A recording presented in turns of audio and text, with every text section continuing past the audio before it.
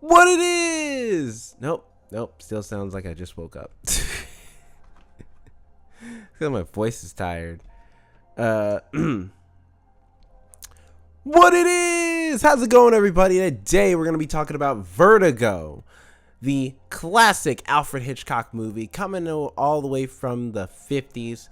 We're going to talk about all the things from people being a little too high, but in the literal sense. You know what I'm saying? We're going to talk about being retired and just being okay with that. Friend zoning your friends. And ex-fiancés and whatnot. It's going to be a whole thing. So if you want to hear what we have to say, sit back, relax, grab a snack, grab a beverage, and listen on in to the first ones to die.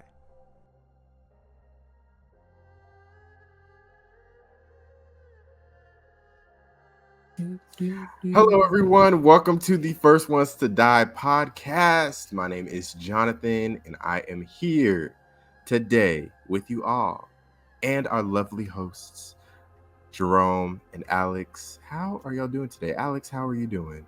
I'm doing good. I'm a little irritated just because of some stuff from work I was explaining to you, but I'm calming down now. I may have smoked a little bit.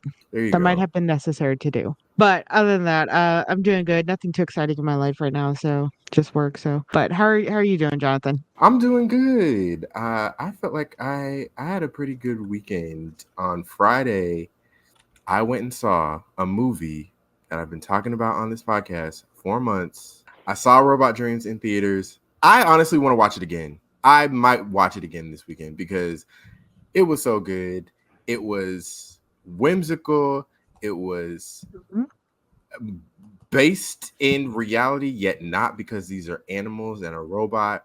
It was just like heartwarming, but it was also like heartbreaking as well. I won't say any spoilers, but it was just like, it was such a mixture of emotions. Once you get to the middle of the heartbreak doesn't even like, it's the heartbreak starts in the middle of the movie. Like it just, it's a good movie. I recommend it to anyone.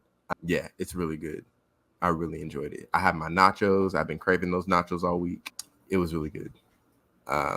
So was there any? So a couple of the scenes I saw, or the couple of the previews I saw, there was like a weird vibe at certain points. There was no romantic relationship, right? Because that was my concern. It's one of those movies where if you want to believe that there is some sort of romantic vibe going on, then you could believe that. The movie doesn't dispel that, but it also doesn't like they don't kiss in the movie. So No, it's Alex really will. like, Alex will believe that because Alex believes that about so No, many I characters where there is no vibe at all. And she's just there like, yeah, is but an they held absolute hands in a vibe. scene, so they have to be clearly a couple. No, when they're walking away holding the hand still for no reason, that's the energy. But like there were those long stares, and I was like, I don't like this. I'm not a fan of that. That's why I was asking. I was like, if that's some of the energy that's in there, but if it doesn't lean into it, then yeah, I'm like, I really would yeah, rather watch that. it doesn't. And it's very like, it's such a visual movie because there's no dialogue. There's absolutely no dialogue in the whole movie. Hmm. It's just sound effects and music and visuals. And I think it's a Spanish, I think it was made in Spain or something. But it takes place in New York. But yeah, it's a really good movie. I really recommend it. Also, on Saturday, I went to the Grove, just happened to be there, and there was a Traders activation. Like they had a little YC for your consideration activation going on. Yeah, it was pretty cool. They had Okay, I was really prepared for you to say there was a Trader Joe's. Yeah, there I actually wasn't was though. prepared I for like parked that. next to it. No. And I was considering going inside, but I didn't end up doing it. But next time you guys come down, we have to go to the Grove because the Grove is a good place. But anyways, there was a traders activation. They had different like snacks. They had cookies. That cookie was bomb, by the way. And they had tea. And you would choose like, do you want the traders? Are you a trader? Are you faithful? And you would choose like the cookie and the tea. And then they had a lie detector test. You go on stage and you lie detector, and then they had a wheel. I won some coasters. It was pretty cool. Wait, did you do the light detecting? I didn't. I saw people do it, Oh. but Were you scared of like what they would have asked you? No, because they were asking everybody like the same questions. They were nothing too like salacious, Well, but they do yeah, have to get that montage clip. right. But yeah, it was cool. So yeah, that was most of my weekend. Jerome, how was your week been? It's good. Watch some movies and some TV shows. Also have, as always, Oh some shoot, I dedicated forgot media about. stuff. Go ahead, Jonathan. What'd you forget about? Did you say music stuff? Is that No, what you not said? really. No, I said Oh, movie okay. stuff, but Oh, okay. but do Sorry. you have music stuff? Do you have a Oh, music sorry. thing? I mean, I've been I knew. listening to like Billie Eilish's newest album. It's good. Oh, okay. It made me debate getting a ticket for a tour, but then I looked at the ticket prices and I was like, oh, that's too much. Yeah, that'll do it. You But should also do what listening to Kaylee does. Rhapsody's Maybe new like album. you should do what Kaylee does and like find like maybe one in Portland. Because Seattle concert tickets are like 10 times more expensive. But if you just Same take with a drive out to LA. Portland or like let's all go to Idaho for no reason. I don't think people play in Idaho. Yeah, I'm about to say I don't Nothing think happening. Idaho's really You the know, they concert spot. surprisingly amount of people go to Boise, Idaho. The amount of bands and like like there's quite a few comedians I see. They go to Boise, Idaho. I'm like, what are you guys doing there? Why? You're so close yet so far. Boise, Sorry, son, continue. Boise. Uh, but I'm sorry. what were you gonna say? Real quick, my music stuff was so I listened to 3 albums between Friday and today. First one was K Tronada, the Oh, they got a new DJ. album. Yeah, he Okay. just released his album, and it was really good.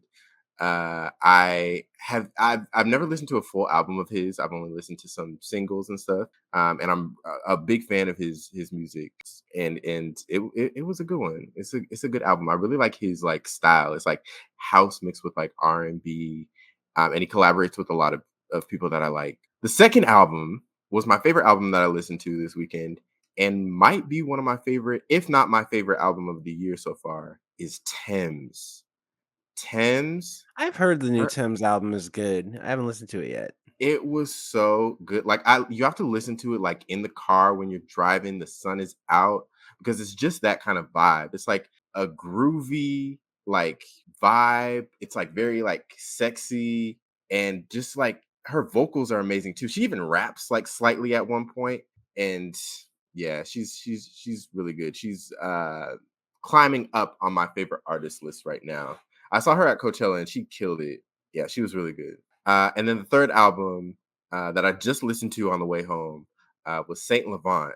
And if you don't know who he is, he's an artist from he's from Gaza, and so a lot of the music that he sings about is like representing his people and standing with Palestine and stuff. Uh, but he makes like impactful music, but it's also really good. Um, so yeah, his stuff is good to groove to. He was also at Coachella, but I didn't see him. Um, but yeah, he's a good artist. Would love to listen to him. I think that's really powerful when they do sing about, issues that uh, are really connected to them, and like Mhm. instead of like really superficial stuff that I hear a lot of musicians like sing about nowadays. Like it's a fun dance song, but when the music is just very real and you can tell it's coming from their soul and their experiences, it's like makes it more beautiful. Right. I agree. I agree. I'm sorry, Jerome. I hijacked your No, that's fine. the stuff you were going to talk about. Go ahead. Yeah, but yeah, movies, TV shows, trailers. Starting with like I'll start with the stuff that's just like stuff you should be on the lookout for. First of all, uh, you got a trailer for, of course, like mostly just more official trailers for stuff. We got a new trailer for the new Venom movie, Venom: Last Dance. I think I talked about it last time. But I mean, it's more Venom. If you like Venom 1 and 2, first of all, you have bad taste, but also you might like this movie. It looks like it's gonna be a lot of the same. I am surprised though this is coming out because I don't know. It feels like Tom Hardy's kind of over it. He like wants to do other things, and I anticipate this being the last Venom movie at least for a while until maybe like they figure out a way to get Spider-Man in these things because that's clearly what they want to do, but they just can't figure out how to make that happen because when people think Spider-Man, as far as live action Spider-Man, they think MCU Spider-Man with Tom Holland. And Tom Holland does not want to do a Sony movie because he knows better. So I That's don't fair. know. I don't know, like, especially because a lot of people have theorized that maybe what Sony might do, because of the reception of Spider-Man Far From Home, or sorry, No Way Home, is to make Andrew Garfield the Spider-Man of this universe. Because people like Amazing Spider-Man still. And that movie did nothing but to make people want the like Amazing Spider-Man universe that much more. And since this takes place in San Francisco, like all the Venom movies, they could still do it because, none of it takes place in New York. So they could just I say, think well, while this has been happening in San Francisco, in New York, all the Spider-Man stuff has been happening. I think they should just get Tobey Maguire back and, like, make this pretty much the Spider-Man 4, or was there only See, 2 they Spider-Mans? can't do that And just because 'cause Venom already exists in Spider-Man 3. that's what I'm saying. It is Spider-Man 3. That's what I'm saying, like, just make it a sequel, just like, that's Venom and Eddie now. No, that won't work because Like Venom that weird died in timeline thing. Spider-Man 3. The symbiote, Right, but, not like, Eddie, like the whole thing. you're telling me movies never screw with the timeline like that. And technically, they did screw with the timeline in No Way Home. There you go. Venom actually Yeah, lived. but they already multiple said Venom times. and was a different person from a different timeline in that too. So they've already screwed themselves over trying to make that retcon. They can Both still the keep messing. Phoenix connection and Tobey Maguire connection too. Both. They should have just cut their lock because I don't even know why Venom's in that movie in No Way Home. Because he was supposed to be in there, but he's only in a post-credit scene. So really, they could have not had him there, and it wouldn't change any. So I don't know. Is I Tom Holland gonna be in the new Venom movie? No, I mean, Isn't that supposed to well, be at a whole least tie-in? as far as we know, no. He's too busy being in Romeo and Juliet Because technically he is in MCU, with that like new still in haircut. the MCU as Spider-Man. Just nobody knows who Peter Parker is, but he's still there. Spider-Man's still doing his thing. So yeah, so there you got, so there you go. Venom coming soon. Check it out if you dare. We also got a new trailer for Maxine. So excited for Maxine. I cannot wait. Comes out next month, I think. The last movie in the X franchise of movies, or X trilogy. We got X, Pearl, now Maxine, and it looks good. I like the idea that the Night Stalker is like the villain in this movie, more or less, but it looks like there's something else also going on with like Maxine trying to become like a superstar. And I just like Mia Goth. I dig her kind of like horror vibe and how she fits in the horror space. So whatever's going down, I'm in. Like I'm watching Maxine when it comes out because it just looks good. It looks like a nice glitz and glam like B movie. We also got a official trailer for Alien Romulus. Again, also looks really good. It looks like it's going straight back to the horror roots. I Love will it. say there is a few nods to definitely old Alien movies, and it makes it feel like the movie is still like every 80s horror movie franchise, or really every 80s like sequel to an 80s like franchise or whatever, whether it be Terminator, RoboCop, Alien, it doesn't matter what it is. They always have to do callbacks, and I always get a little frustrated because I'm just like, look, if you're gonna do callbacks, all right, don't make us think about better movies right now. Make us focus on your movie. No one cares about the callbacks. You could do that. Like if you want callbacks, just tell us to go buy the older movie and we'll rewatch the older movie. Because all you're gonna do is make us think about how great those movies were. And if your movie's not as good as those movies, then you're gonna have a real problem. My problem is with callbacks is, like, I'm fine with them if they're done, like, just offhandedly, like, "Oh, that's a callback," and I can see it, but it's when they do a callback or, like, say something and then they pause, almost like they're waiting for they know the audience is gonna take a second to get it. There's, like, a weird lull in the conversation after they say something that, goes back to an old conversation. It's like, "Why did you do that?" Like, what conversation just pauses for, like, 5 seconds and then continues like normal? So it's just but that aside, the movie itself looks good. It looks really good. It looks very violating.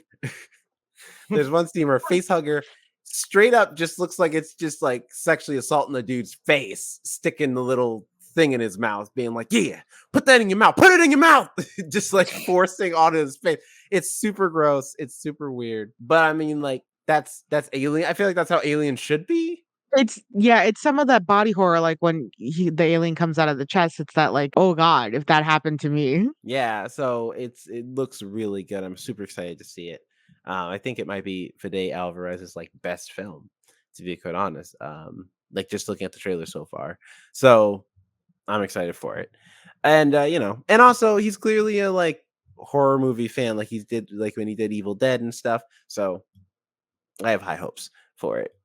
And then as far as things I've seen this past week, firstly, I saw the premiere of The Acolyte, the new Star Wars show on Disney Plus. People it's a weird thing. Like people are like hot and cold on it right now.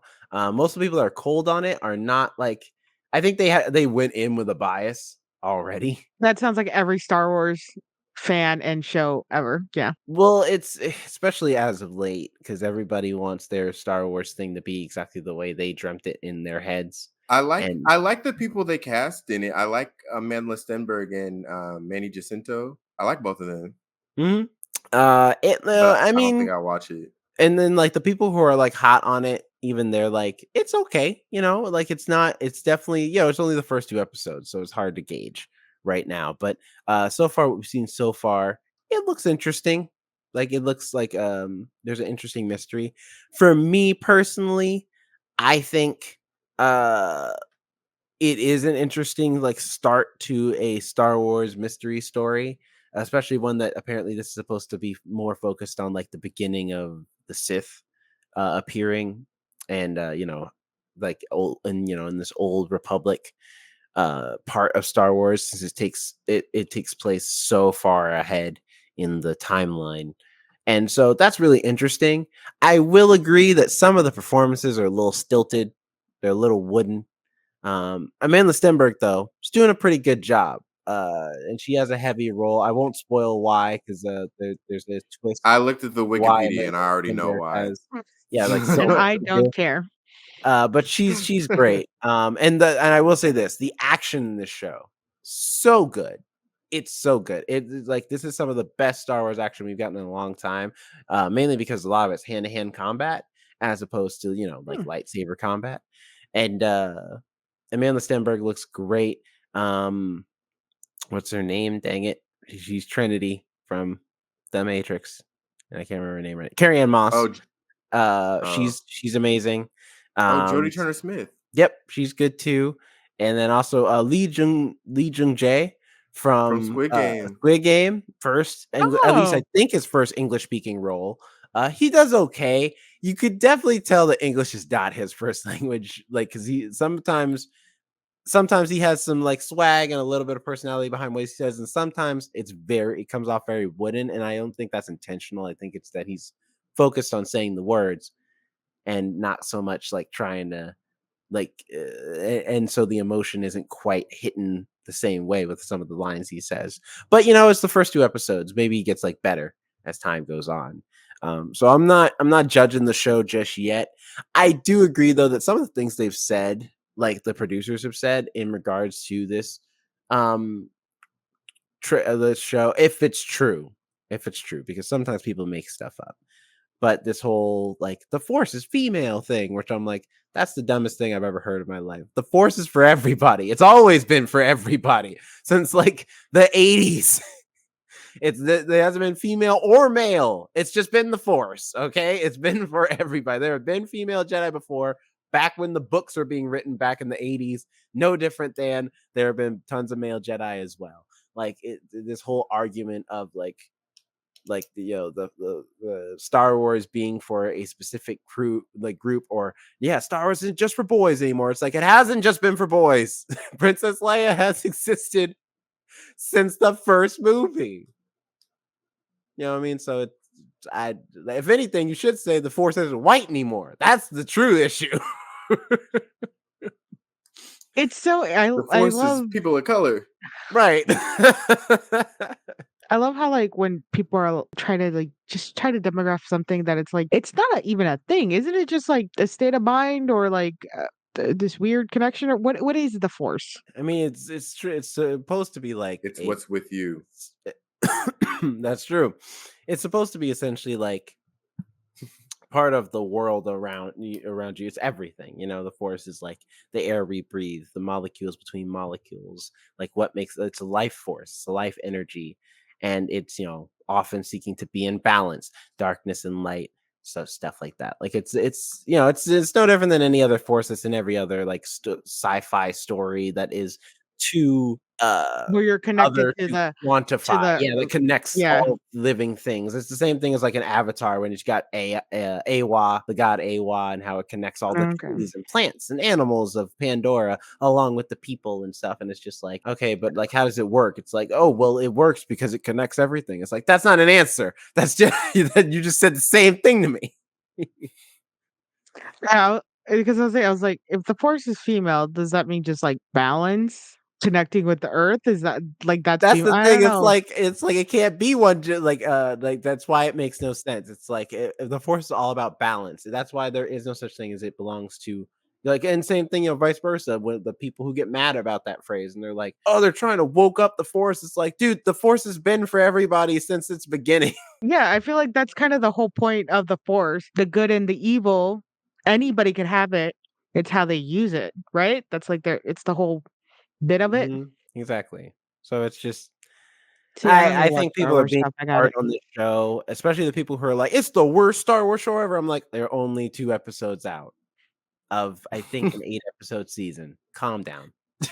It is not the worst Star Wars show And they have 8 million ever. Star Wars shows. You know what, Star Wars fans, when a new show comes out, it reminds me of this guy I saw who explained in Doctor Who, every time a new doctor is reincarnated, it's the same thing.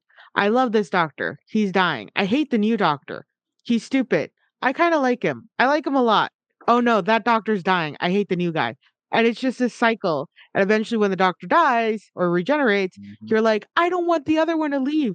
You spent the whole half season hating him. And then, like, Or there's a her now, point like yeah, or her. And there's this, like, halfway point, you're like, "They're the best." And then all of a sudden, it's like they're regenerating. You're like, "No, we can't lose them." And it's the same way. Every time there's a new Star Wars thing out, there's always that one group that's like, "I hate it. It's the worst thing ever." But then eventually, like, about halfway through the season, they're like, "Look, I got this cool stuff that represents the show. It's one of my Mhm. favorite now." And it's like, "You hated it, like, 10 minutes ago." Yeah, I don't get it. I'm just like, "Look, just enjoy the show. If you don't like it by the end, you didn't like it.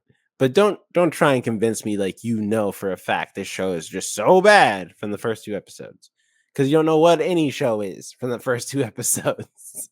That's true. So yeah, so there's that. And then also, yesterday, me and my dad and my cousin, we watched Hitman, the newest hit movie on Netflix, starring I Glenn heard it's good. Powell and Adria Arona. Um, and it was good. I think it was pretty decent. It was very funny. Um, the performances were great. Glenn Powell is amazing in it.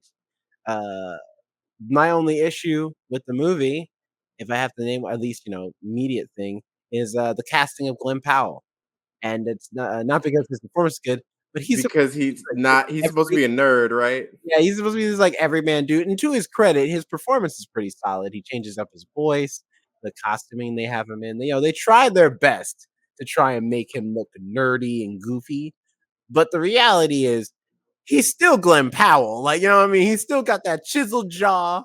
He's still got those like huge 6 feet. ass muscles, out here looking jacked. And I'm just like, I'm sorry. I don't care how like nerdy you try to make him. Okay. The man still looks devilishly handsome. Like, like you can't hide those muscles. Like, He's literally naturally smolders too. Like he has a natural Yeah. smolder to him. Like that's not a nerdy person. Come on. yeah, like they try to convince you that that women aren't still just attracted to this dude uh at a moment's notice, regardless of if he looks cool or sounds cool, because that's like half of the thing.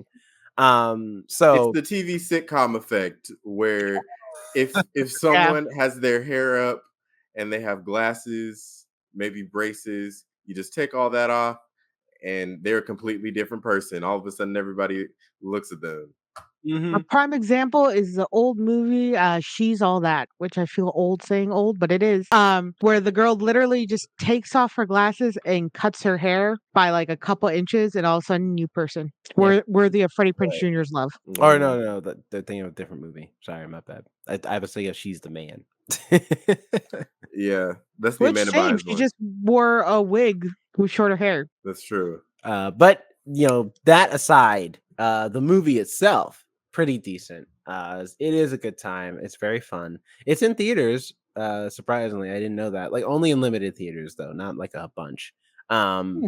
but yeah, man, if you want to, have a good time, just have a good laugh, enjoy a fun movie that admits that it is like while it might be inspired by a true story, it is very much not not like the true story. Like they're very honest about that. Uh Enjoy You Hitman this weekend. It's on Netflix. It's great. Uh no complaints. No complaints. But other than that, oh, and then also big thing this weekend, Summer Game Fest was this weekend. A lot of video game news. Everything looked cool. My highlights, surprisingly, Star Wars Outlaws looks really fun. Star Wars crime game just sounds like a lot of fun. That's just, riding through space. You have a cute little uh, pet companion with you the entire time named Nix. He is adorable. I'm sure he'll make a cute toy one of these days. Um, You know uh, that's why they make the animal or the creature, whatever, in all oh, these movies and video definitely. games Oh, yeah, nowadays, just so they can make the merchandise. I mean, yeah, totally, man. totally. Look at this. Look at this cute little companion that you're traveling with the entire game. Look at him. Oh, I he is cute. He looks like one of what those, like a land version of those pink fish with the Yeah, he little looks like an thingies. axolotl, which I'm sure that is the Axolotl. inspiration behind his character. Look at him. Look at him smile. I always say an axolotl looks like my sister-in-law. There's just something about the face. I'm like, it reminds me of my sister-in-law. But do y'all yeah, I But he mean, looks so cute. do y'all remember sea monkeys? I never I hate had them, shrimp. but yes, I know of them. Yeah, I never had them, but I'm like, somebody showed me once. And I'm like, isn't that just like shrimp or something? Yeah, I think they were like shrimp eggs or something. I don't know. But I remember having them once, I think. They made the Yeah. package look like they were much more fun. You put them in there and they're fun for about the first like hour. And then you're like, oh, I got to take care of them. And then they just Brine. end up I think dying. they're brine. I don't think they're well, I think Possibly. brine's a type of shrimp. But Anyway, yeah. yes, that's So cute. so Star Wars Outlaws looks good. There's also of course the standard stuff. Call of Duty was there, Assassin's Creed, new DLC for the Avatar game. So overall good showcases, good games announced. Super excited for a lot of stuff. There's also a new game from Annapurna Interactive. They're well, first of all, the film company Annapurna. They have their own video game company, and they also are responsible for games like Stray. And there's a new game coming out where basically it's like you're like these skateboarding teens from like the 80s, but you can like you have like a mixtape that bends reality. It looks very cool. It looks like a coming of age teen movie, but like in like with a frame rate similar to something like Spider Verse or whatever. It's really interesting. I'm excited for it. It looks cool. I forget what it's called right now, but also look cool. There's a bayou game where you play as this black girl who's looking for her mom in like a fantastical bayou. There's like a big gator that is like the size of an island, and he swims around in the bayou. It looks very cool. South of Midnight Hmm. looks good. Doesn't come out till next year, but still, I'm into it. And da, da, da, da, da. There's like, and that's pretty much it. And then also thinking of gaming news, I played Destiny this weekend, and that's important because Destiny just put out their most recent big expansion called The Final Shape. It is the end of their 10-year story. This game came out, well, the first one anyway, because now they're on Destiny 2. Destiny 1 came out 10 years ago. And I, along with players all over the world, have been playing since then with all the expansions, all the characters. Uh, yeah, some of us playing with our same character since Destiny 1, going into Destiny 2 in 2017, finally defeating who has essentially been the final boss, the big bad who's been doing stuff since that first game came out, unbeknownst to us, of course, because we didn't meet this big bad until like a few years ago. It's finally the culmination of their big 10-year story finally happened over this weekend in a very epic big event where you could play with 11 other players and just have a ball, killing the witness, who is the big bad of the game, and completing this saga, or what they call the Light and Darkness saga. And it was a lot of fun. And now I feel like I can finally not have Destiny 2 on any of my consoles or PC and just let it go. Because if the MCU has taught me anything, it's when to know when to stop. Because they're still going to be doing Yeah. Destiny content. They're not going to not keep making stuff. But for me personally, I'm like, then this is where I get off. You know, it's a great ending. It's a great story. We've made it all the way up to this point. No need to keep playing. I That felt like that one with the Resident Evil movies. There's sometimes I wish I had jumped the franchise. Sometimes there is a natural stopping point for you, and I'm glad you acknowledged that, Jerome. I mean, listen, when the game's been going on for like 10 years with the same story, like consistently, it's not no stops, no breaks. It's just been the same story, the same overarching linear story for 10 years. You got to know when to be like, and we're done. And mind you, they said they were going to do that, and I wasn't sure if they were going to make it. But when Destiny 1 was coming out, they said, yeah, we've got plans. Destiny's going to be a 10-year long story. And this was in 2014, when something like that had never happened before. And I was like, 10 years though? Really? And Margaret, 10 years later, not gonna lie, they made it. They did a 10-year long epic story over 2 games, technically, but still, they made it all the way down to the wire.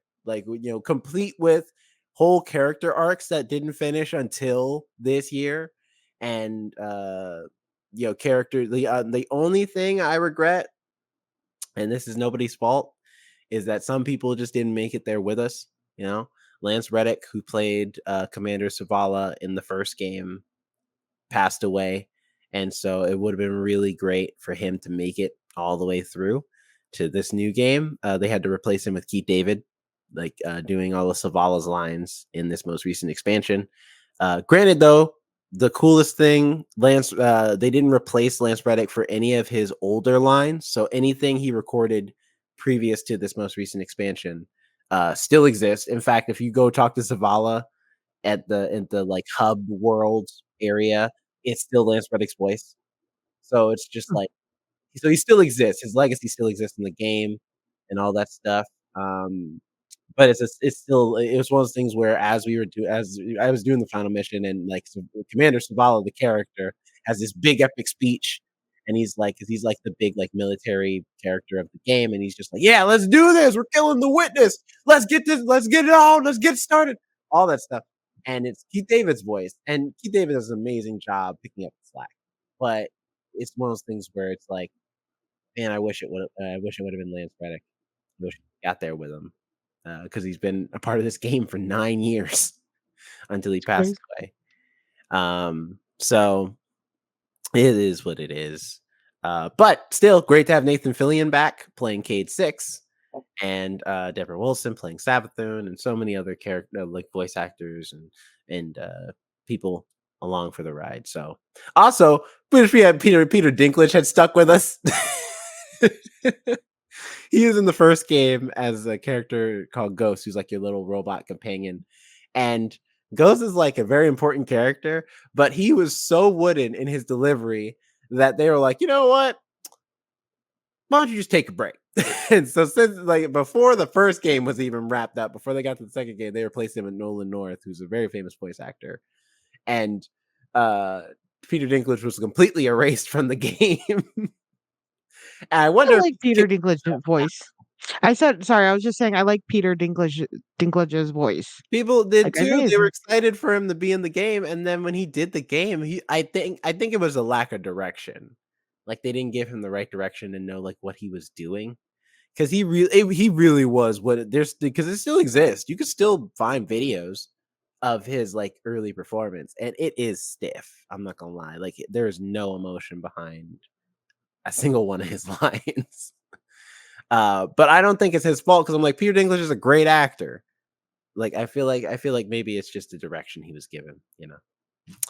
But it is what it is. Regardless, Destiny 2 finally wrapped up their 10-year long saga.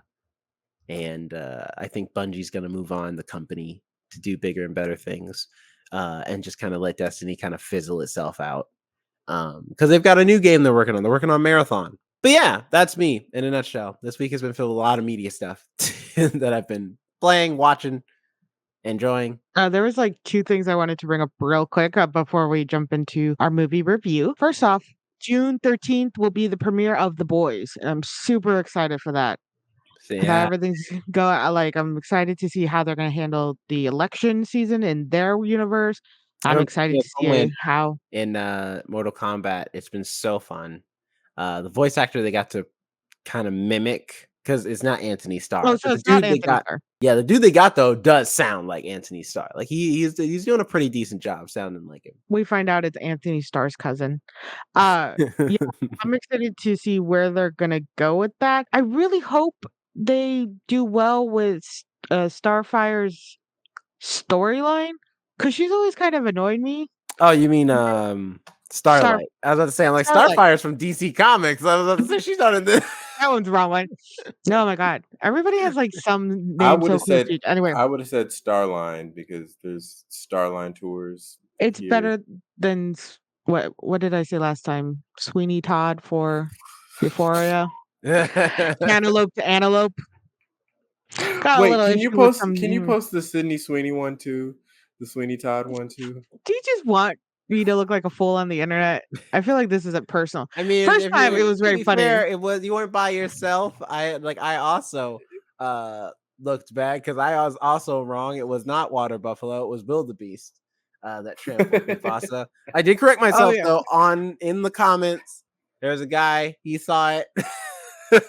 All right, because that's more embarrassing than just saying Cantaloupe killed Mufasa. Or Jonathan calling But Harper, Sydney you should read Sweeney. the TikTok comments. A dude came for you, talk about like how'd they get Martin Luther King on their podcast? And I'm not gonna lie, you did look like Martin Luther. Your No, mustache is pretty oh my gosh. oh, like thick. yeah, I didn't want to Let say me look. anything because I was like, yeah. It's just this moment where you're like, is it?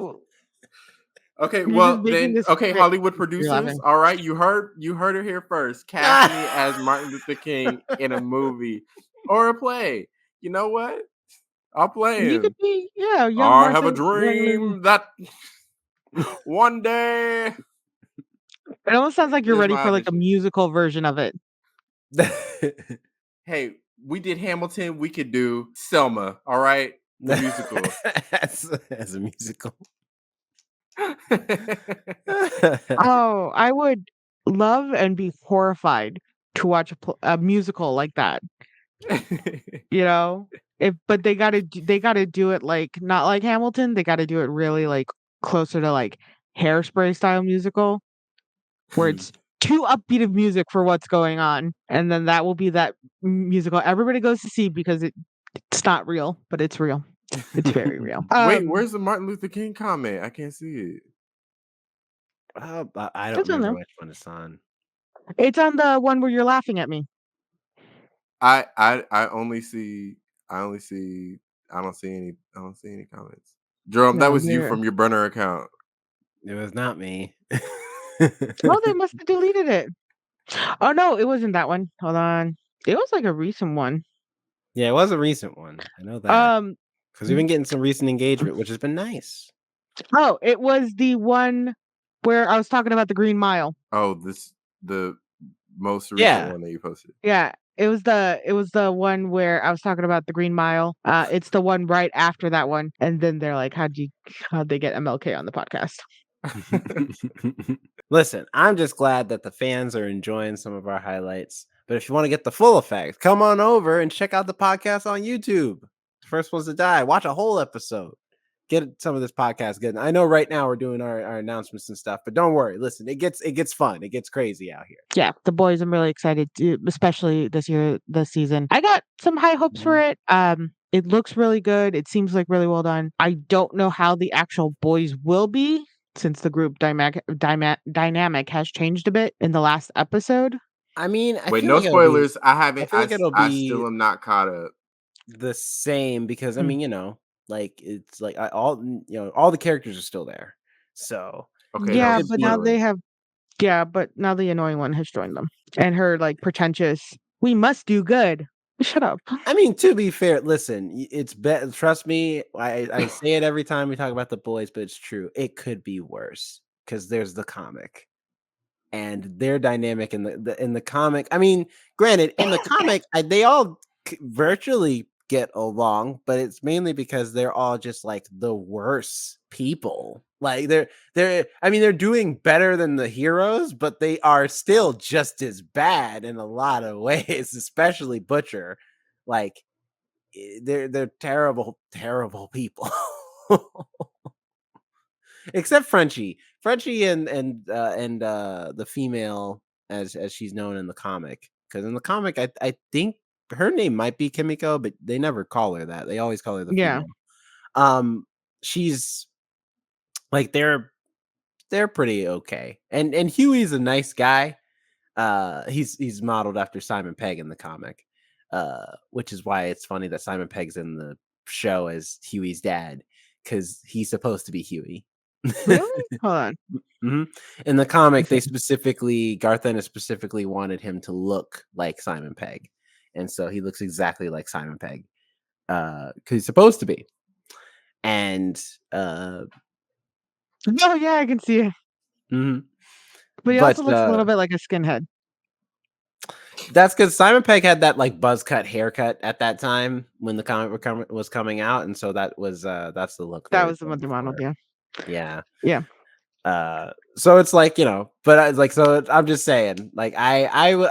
the dynamic of the boys as they are right now in the TV show is the best dynamic. Really, all the characters are the best versions of themselves in the show compared to the comic book. Especially Homelander. Especially Homelander. What are we doing today, guys? We are finally talking about the movie Vertigo, the Alfred Hitchcock. Vertigo. Yes, that's right. The 1958 Alfred Hitchcock film about a former San Francisco police detective who juggles wrestling with his personal demons and becoming obsessed with a hauntingly beautiful woman who he has been hired to trail, who may be deeply disturbed. Written and directed by Alfred Hitchcock, starring James Stewart, Kim Novak, Barbara Bell Geddes. Or Uh, Geddes, maybe. one of those. Hmm. Uh, and this is one of our retro reviews. We love doing these every so often. And we just, love talking about the classics. I'm Vertigo, I about feel to like is one of those dive in. Alfred Hitchcock.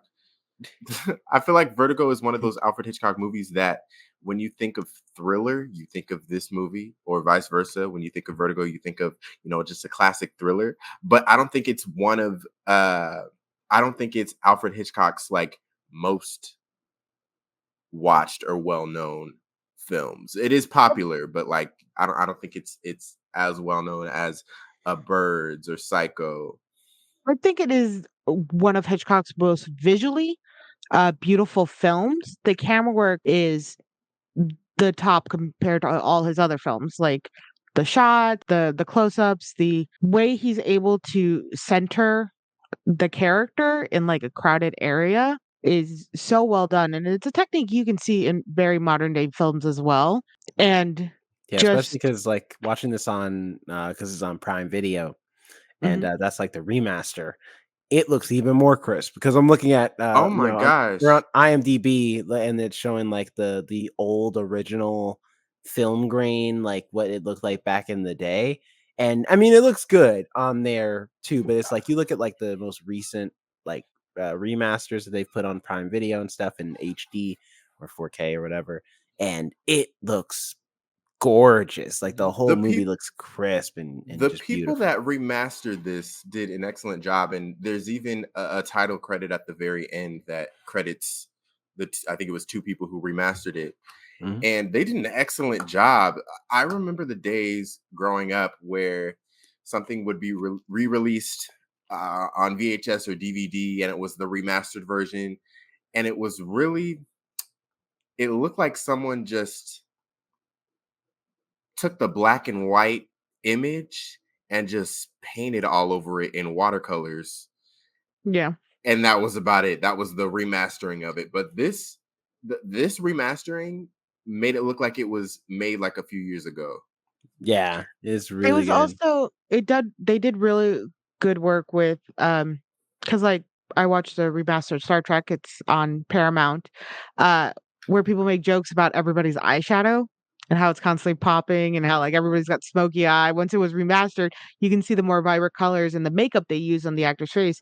This, you can't tell that they're wearing any, makeup that's supposed to make them pop in, black and white, and none of the Except colors are Homegirl's makeup at the obscured. Yeah. end. Oh, yeah, that was a lot, but I think that was a personal choice too. Yeah, so like Jonathan said, audience, we're just gonna jump on in. We're gonna do full blown spoilers. So if you haven't seen Vertigo, do watch it, enjoy it. Um, and if you care about spoilers, if you don't care about spoilers, we're just gonna dive on in, like talking about not only the movie itself, but also like maybe some behind the scenes stuff, a few fun facts, things like that, and just talk about the this movie in all of its facets and glory. So really quick, And do have you guys either watched not before Vertigo? this. This is my first I've time watching I've Vertigo. I've Uh, always wanted to. Oh, sorry. Go ahead. no. I just gonna say it, like I enjoyed it. I mean, granted, I was very tired, so literally I like would fall asleep and then like be like, oh shoot, missed that part, had to rewind because I missed her getting jumping in the bay the first time. I had to like rewind and go back. You're like, what happened? So She always just I kinda goes. caught the whole thing, but I had to rewind a few times because I kept falling asleep. But not because the movie's boring, just because I was really tired. I had known about this movie for a long time. I think my freshman year in college, I took a film class and we were watching like a couple Alfred Hitchcock movies. We didn't watch Vertigo, but I had always had this movie in the back of my mind and never watched it. So this was my first time watching it as well. I I watched the first 30 minutes of it during lunch at work today, and I watched the last hour and a half while I was making tacos and eating them today. Uh, so I sometimes had to do a little bit of the rewinding as well, just because I was trying not to burn up the house. But yeah, it was an enjoyable time watching it. How about you, Alex? Had you seen it before? Oh, yeah, I've seen it plenty of times. Yep, he's the one that recommended it. Yeah. Oh, I'm shocked that neither of you have seen it. I'm more shocked with you, Jerome. And I was actually, like, talking to my mom about this, and, she's like, "Have they seen, this?" Or and we were talking because you haven't watched a lot of, like, older films, right, Jerome? I think we talked Yeah, about. there's a lot of older movies are on my bucket list of movies to watch to catch up on and enjoy. Yeah, and that one of my favorite things I do with my mom is watch those old movies, and Jimmy Stewart or James Stewart, as he, went by, was one of my favorite old-timey actors, and, like, I think I've watched every movie he's been in, so we I was, have like, a shocked. wax figure of him. I know, I have a picture with him. You guys took it I when didn't know we if you went. remembered. You don't remember stuff. Oh my gosh. Yeah. You know what? You can't even be like that because you were like, "We should do an episode of SpongeBob," and we told you we did a whole one, and you were like, "I don't recall." So, No, okay, we were talking about two different things. I was saying we should do an episode where we talk about specific episodes, and y'all couldn't give me factual information on whether or not we did that. And so apparently we did not do it. I think you're lying to cover yourself. But anyway, I'm still, yes, I'm a very big James Stewart. One of my favorite movies with him is The Shop Around the Corner, which I was thinking about that movie the entire time, also when I was watching this movie, and then I started thinking about Birds and like a bunch of other old films from that time era, so much of it has to do with stalking. Well, It's yeah. like, This is the yeah, it's era where the idea of like if she's being hysterical, just smack her across the face real quick. That'll get her. no, That'll set her but it right. was Like this also is like, that time period. but it was also women. Remember, we mentioned when we saw the movie Birds, which I didn't remember that too well either. Okay, She who doesn't remember stuff? I'm sorry, a movie I haven't watched in like 20 years. That's I not don't have the true. best memory of. We saw the Birds together in I theaters meant when they like, released. yeah, I Oh, double rewatched it with not you. remembering. Ooh. Oh my god, I'm gonna hang Thank up. you, Jerome. I'm gonna hang up. It's just gonna be easier on my life if I leave. Anyway, she stalks him to the island. That's true. She She does. meets him for like 10 minutes in a bird, calls a favor to like the government, like a lawyer's office or something, gets his license plate, gets his name, follows him to an island where he lives with his mother, rents a boat, goes into his house, leaves Birds, and then rows away. And it's like, that was so much for a man you met for like 10 minutes who you lied to being a shop girl for Birds.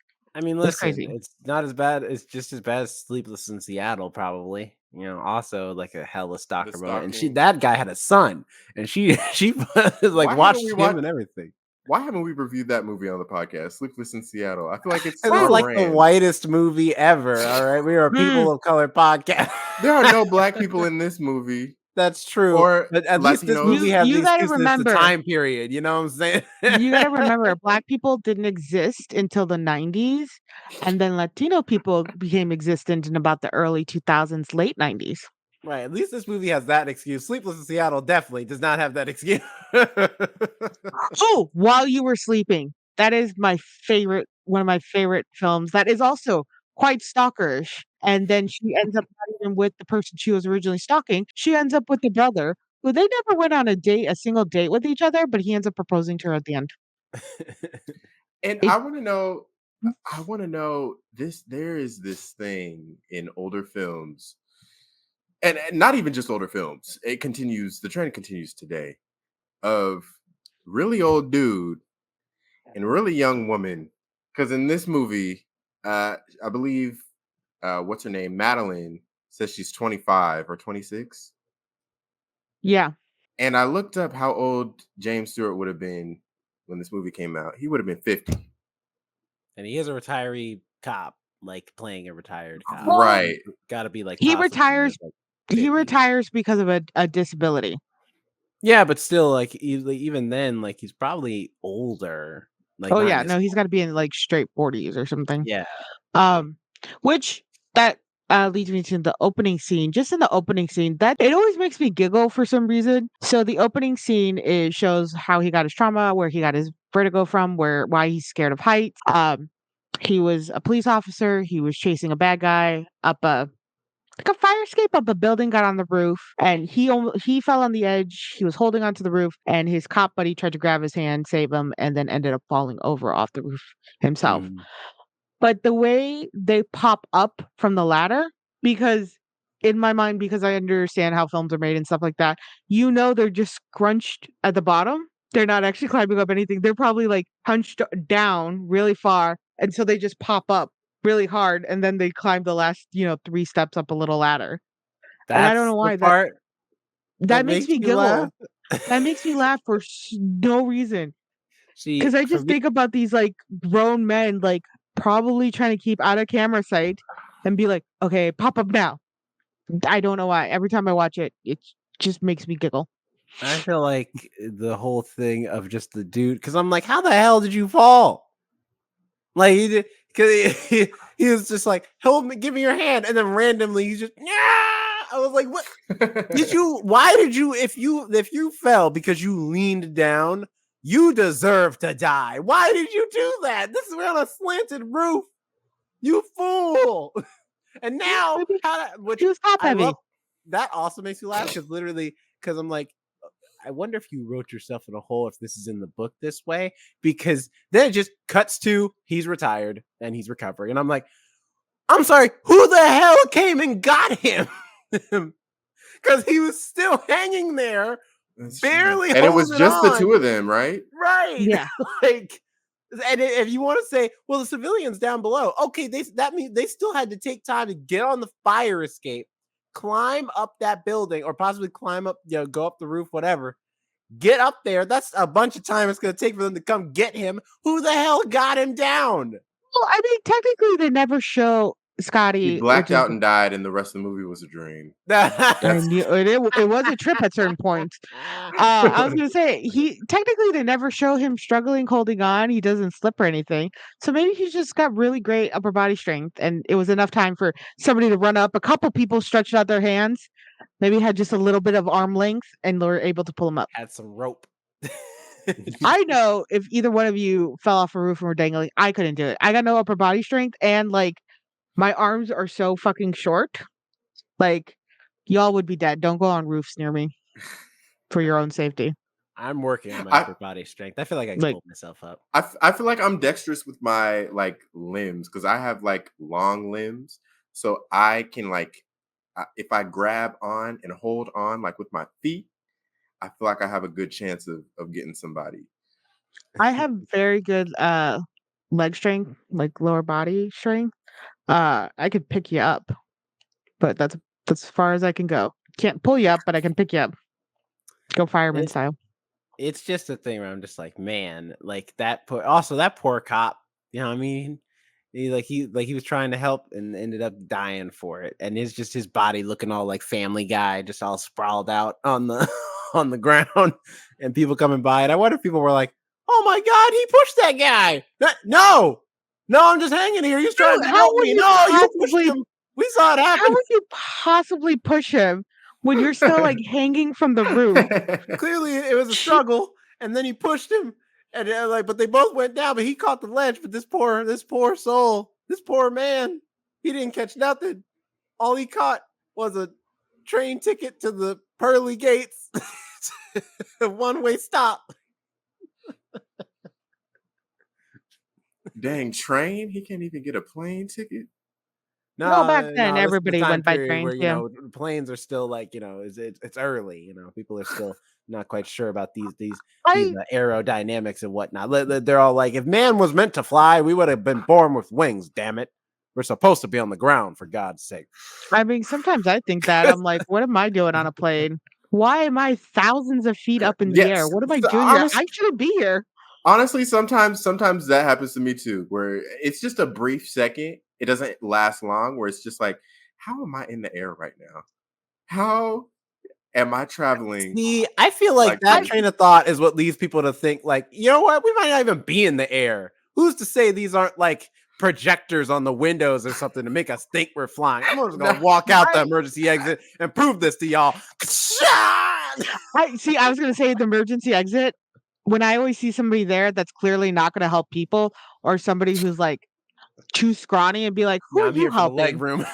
Yeah, like who are you helping? That's when I think I'm like, "Oh my god, if something does happen, they're not gonna. They're probably gonna die on you impact." assess Honestly, you assess the people in the I exit row when you get absolutely, on the plane, Alex. I absolutely do.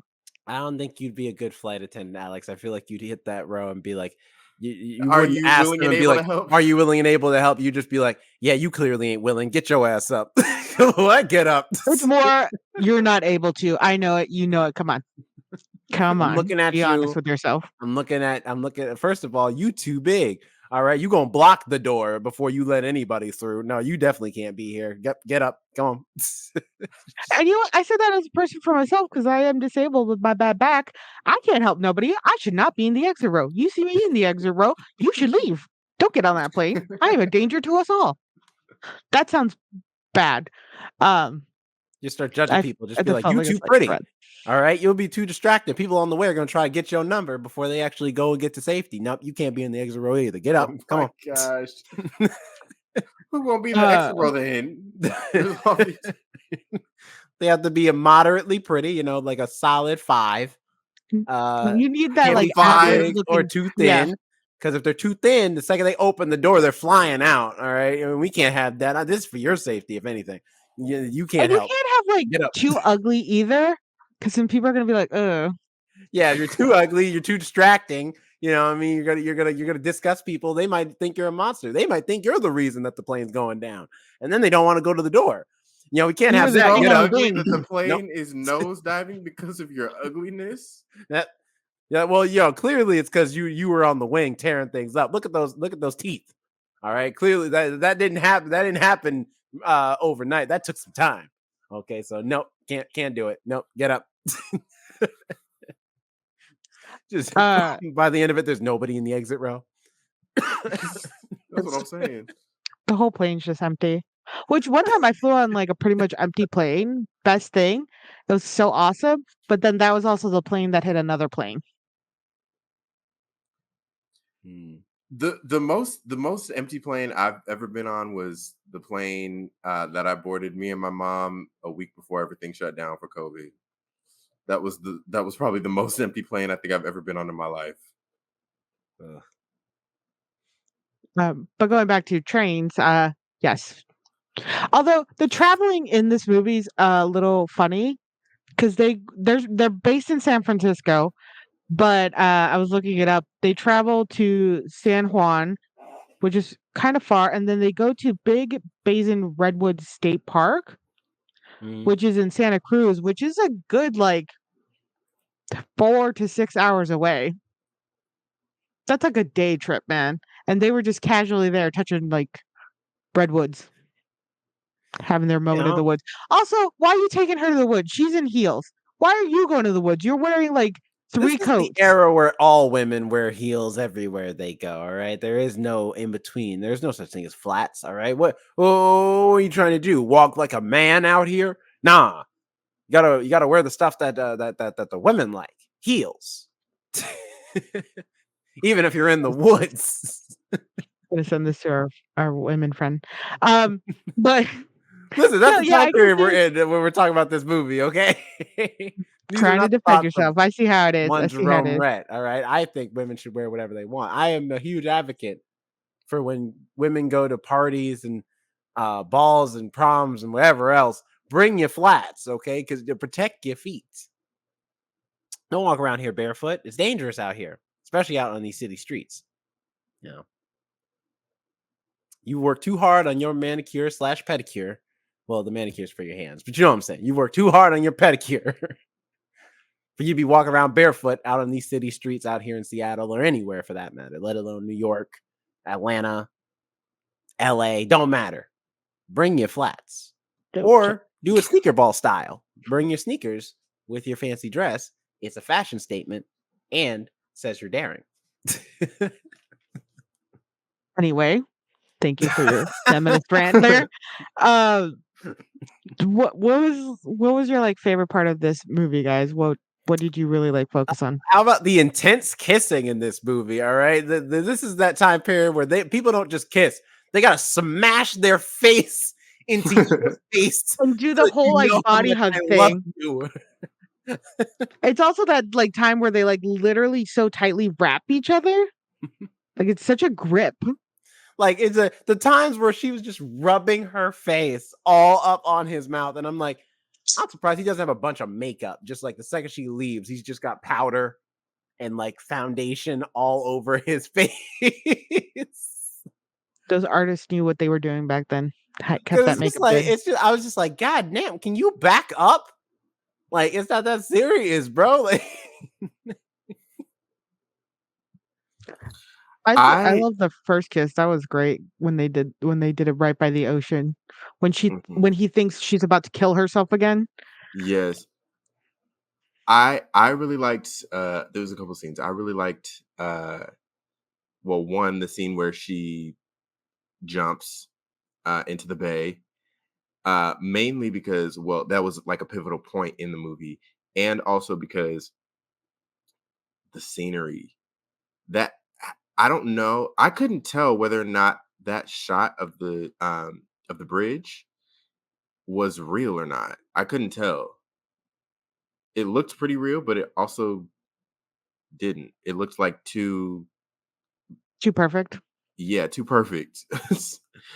um I also liked the trial because I felt like I love this. the, He was just roasting the shit he out of would him. He's just like, he's like, yes, he and she was passed away, and this sorry son of a bitch over here didn't do a goddamn thing to stop her. Ain't that right, you sorry son of a? But yeah. But I mean, who can blame him? Right. That's he the switch I up. mean, He's he like, did but all I'm of not he gonna. could. So but he says, you know what I'm saying? But I mean, looking at him, he looks like he's got 2 working legs to me. I mean, I feel like if it were me, I would have walked my ass on up there and wouldn't have been a bitch about it. But but he's still a good man. He's been vouched for by his fantastic captain and other friend, and and maybe if they want a bitch made guy to be it's just like all these backhanded compliments, like he'd say something nice and then behind it would just come for his soul, and he kept staring at him like, bruh, I am right here, like you like, for real. You gonna do me like this? They also had him like Scotty like sweaty too. So she's just sitting there perspirating as she's getting these backhanded compliments. Like, you looking guilty, man. You looking like you did do something. You look like you should be there. Are you Cheddar is deciding to eat at this exact moment by me. Really? All right.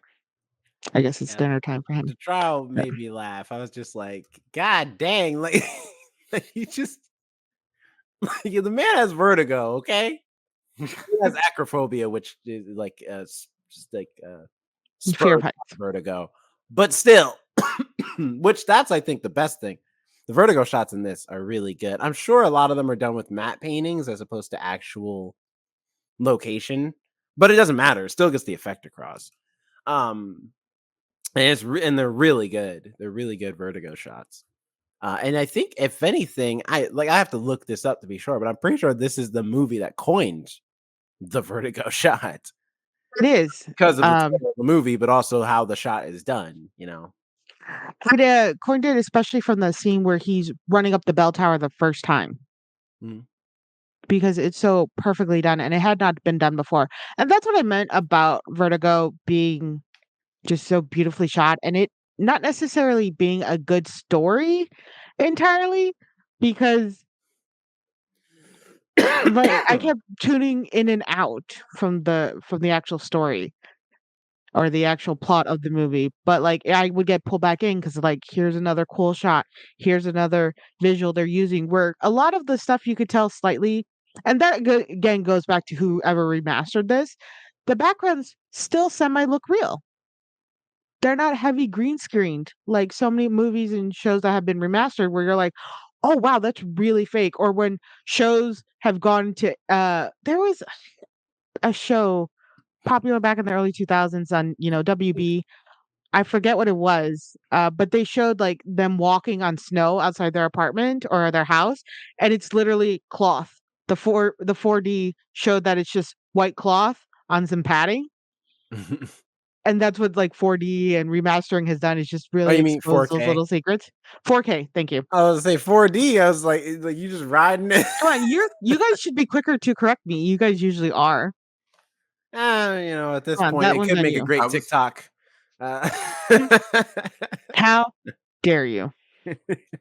I'm most likely dyslexic. See? Anyway, where I kept just getting pulled in by those like beautiful shots, and then every time they did the vertigo scenes and the way they were able to kind of manipulate the camera and those twists, because back then it really all did come down to the camera work, Mhm. and I could only imagine what that poor cameraman had to be doing. Like all of a sudden he's tumbling on the ground to get that perfect shot. You That know? clock tower though was dark as hell in the last shot. And Mm. I was like, man, I'm thank God. And the remaster looked good, but I was like, I wonder if in the film, like with the original film print, this was too dark to see anything. Because I'm gonna I be thought honest, that at the if I didn't first know scene who these too. characters were, I'd be like, who the hell is talking? I thought that about the first scene too. I was like, "It's really dark. I think I need to turn the brightness up on my screen a little bit." I know, and the very last scene, I could barely see anything. Yeah. Also, that nun is like she's tripping. She came up there talking about I heard voices. I'm like, you couldn't have announced yourself before you got up here. She just stands up there in the silhouette in the darkness. I And mean, then if on I was top of in that, starts ringing the bell while Scotty's still up there. It's like, but I don't want hearing damage. If you do, that's fine. Wait till I get down. Well, she's trying to make sure he still has vertigo, you know? Because that probably will fuck up your eardrums and knock you off balance. Because a bell that size, that next to you, yeah, you're getting tendonitis. No. Tonight. Yeah. No. Tinnitus. I'm gonna get Also, an app apparently, that's like word of the day or something vocabulary. I gotta thinking of the ending, that. according to Wikipedia anyway, there was an alternative ending. It says here a coda to the film was shot that showed Midge at her apartment listening to a radio report describing the pursuit of Gavin Elster across Europe. Midge switches the radio off when Scotty enters the room, and they then share a drink and look out of the window in silence. Contrary to reports that this scene was filmed to meet foreign censorship needs, this tag ending had originally been demanded by Jeffrey Sherlock of the U.S. Production Code Administration, who had noted it will, of course, be most important that the indication that Elster will be brought back for trial is sufficiently emphasized. Hitchcock ultimately succeeded in fending off most of Sherlock's demands, including toning down erotic allusions, and had the alternative ending dropped. The footage was discovered in Los Angeles in May 1993 and was added as an alternative ending on Laserdisc, DVD, and Blu-ray releases of the film. Oh wow! That So was the nobody same even knew guy. about the ending for like 40 years, Mm. That was 30 the same years. guy who I think messed with Alfred Hitchcock with Psycho when they're like, we don't want you showing the naked back of a woman, even because it was the implication that she's naked in the shower, and that was it. That was enough. They're like, Mm. no, this is sexual. And he's like, she's getting Well, stabbed. She's like yeah, dying.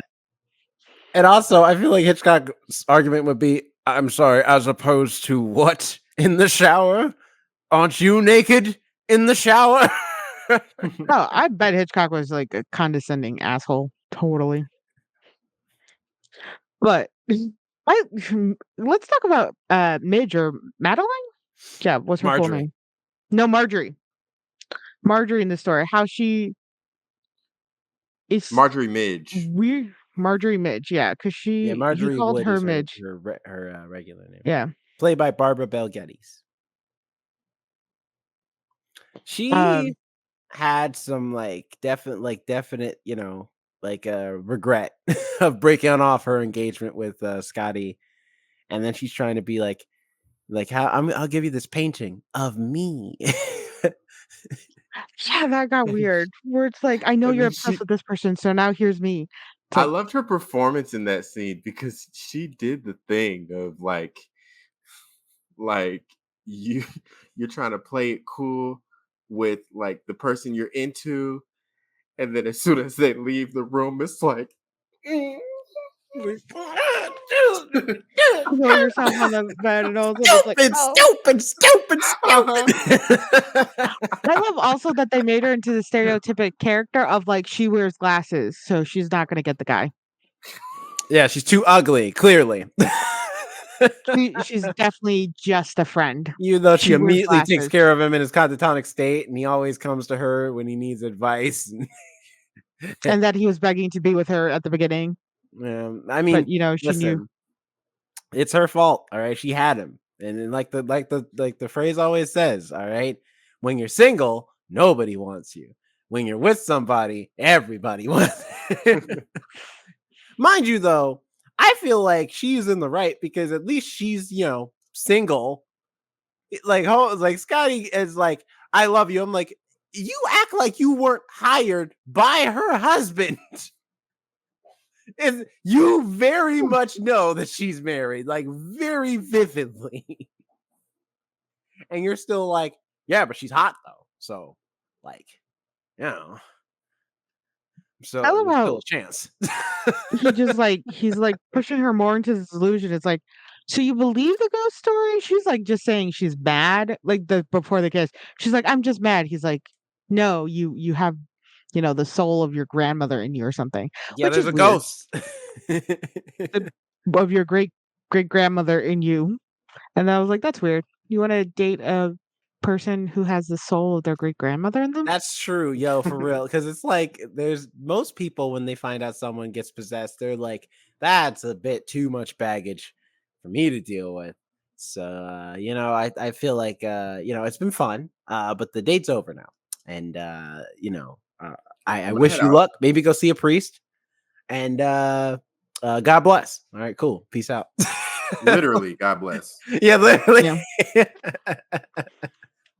But Him instead he's like, going to the art nah, rain, museum, sleet, or go to snow, I'm church. smashing. Uh, Oh yeah, not he that he threw got a all his eggs chance in one to, basket. but He's like, I'm into that. I'm into that whole possession ghost thing. well, down to the fact that even after he finds out that the woman he's been talking to is not her, but a woman who just looks like her and his mistress, he's like, I don't give a damn. The game's still on, baby. Go ahead and put these clothes on and get this Go hair ahead, dye going, because I'm still dye your smashing. hair. What's the character's name? Madeline. It's like, but I'm Madeline, Judy. yeah. No, bitch, you Madeline now. You dress Which is like her, like, you look like her. You're Madeline. it's Shut still up. like even more disturbing because he went from having Midge take care of him in this catatonic state to like trying to make Judy into Madeline, and it's like maybe you're the problem. Maybe you need to be single. I can see why she Right? left. I understand she cares about you and fantastic, and she does love you, but like I think good on her. She wins this round. I mean, what, dying? I don't know if that's No, Midge. oh. I thought about Judy. I'm like, Judy, I don't think would consider that a win. I don't know. She got away from the creepy guy she was cheating with, and now the madman who wants her to dress like a dead woman. Well, now she dresses like a dead woman all the For time. real. She is one. Now she's giving dead instead No, of Mitch playing made dead. a good choice. I mean, listen, when she decided, she's like, I tried to take care of him when he was catatonic, and clearly he's still in love with a woman that doesn't exist anymore. So I can't compete. I'm good. And besides, Midge is talented and has like prospects. Right? She's beautiful. She's talented. She's got her whole life ahead of her. She'll be Yeah. fine. I like. I think Judy is the one who really deserved better, though, Oh yeah, because definitely. after everything happens, Madeline dies and all that stuff.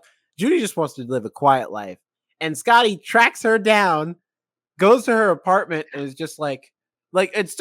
What's funny is he's a retired First, cop. He just busts in, interrogating her like, "Where are you from? Where do you live? Like, all like, do you have a man? All this stuff." And he's just grilling her, and she just answers all his questions. I feel like right. I'm this like, is, this dude just busted into your house. and her only You can't. defense is, "I'll scream," and I'm like, I feel like it's a little late for that, Judy. Like he You should have he done could that when he clearly opened the choke door. you out from this distance. You're telling him all your personal information, telling him exactly who, what you are, and you have no discretion. Yeah. Also, how long ago did the guy kill his wife? Because I was reading the Wikipedia thing, and so this is an elaborate scheme for a while. Like Judy's playing this character for a bit, Mhm. but when I was reading the Wikipedia thing, they're like, to substitute wife's freshly killed body in the apparent suicide jump. Freshly killed. So was he holding her hostage? Did he like what is like the I body guess still he was holding her hostage up in the bell tower until Judy could go up there and pretend to be her going up there and jumping. Well, before they pushed Madeline off the bell tower. I mean, like I said, he had been following her for a couple days and everything, like at least a week. Let's say at least a week. Uh and just now that I just read that, it was like freshly killed body. And I was like, would it be fresh? Or I guess he had been planning the murder. Then where was she? She was just like in St. Bart's trying to enjoy a nice vacation. He comes Maybe. back, her Or husband's maybe like, he invited her, let's go look at the like tower. he was like, "Yeah, let's go up there for a vacation." He's like, "Let's go up to the bell tower." And she's like, "I don't think we're allowed up there." He's like, I'm a white man. I can pretty much go where I want. Come on, let's go." and Especially in the 1950s, yeah. they went up there, and then he was just like, Yeah, we should just stay up here for a little bit. You though, you get a better view of everything from the specific spot right here. So you should just stand right here.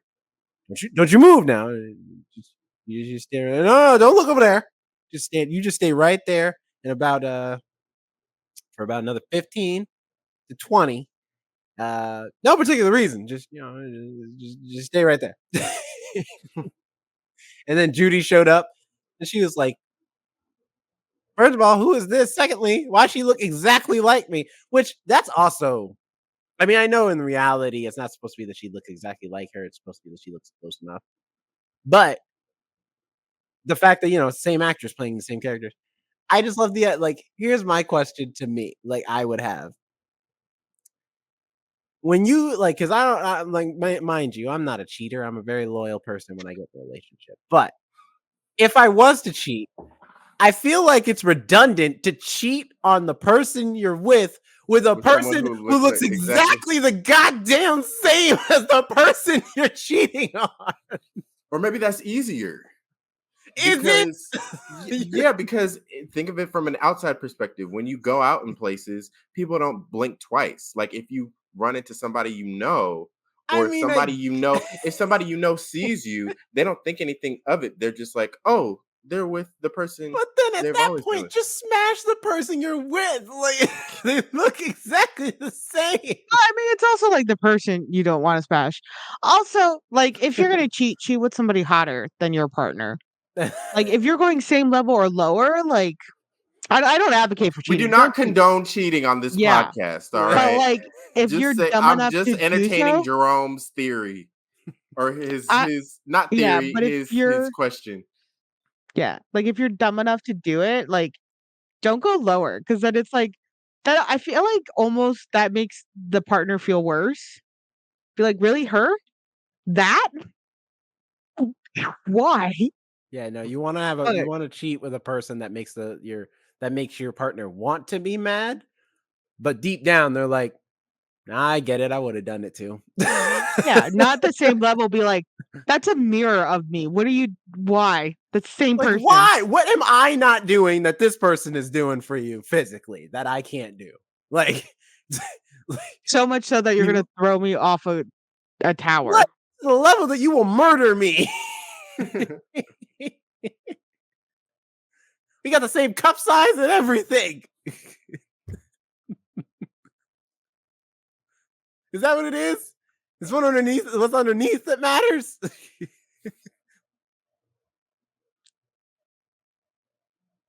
It's also insane how Judy just continues with this lie. She's like, I'm done with this affair, and I helped you murder your wife. Now I'm gonna go live my life. She just wants to go live peacefully, but she still loves Scotty too much. And it's like, you Yeah, know what? You're a little insane too. The especially only because sane one is her Midge. love is bordering on the same thing as like what's his name, Cassie from Euphoria.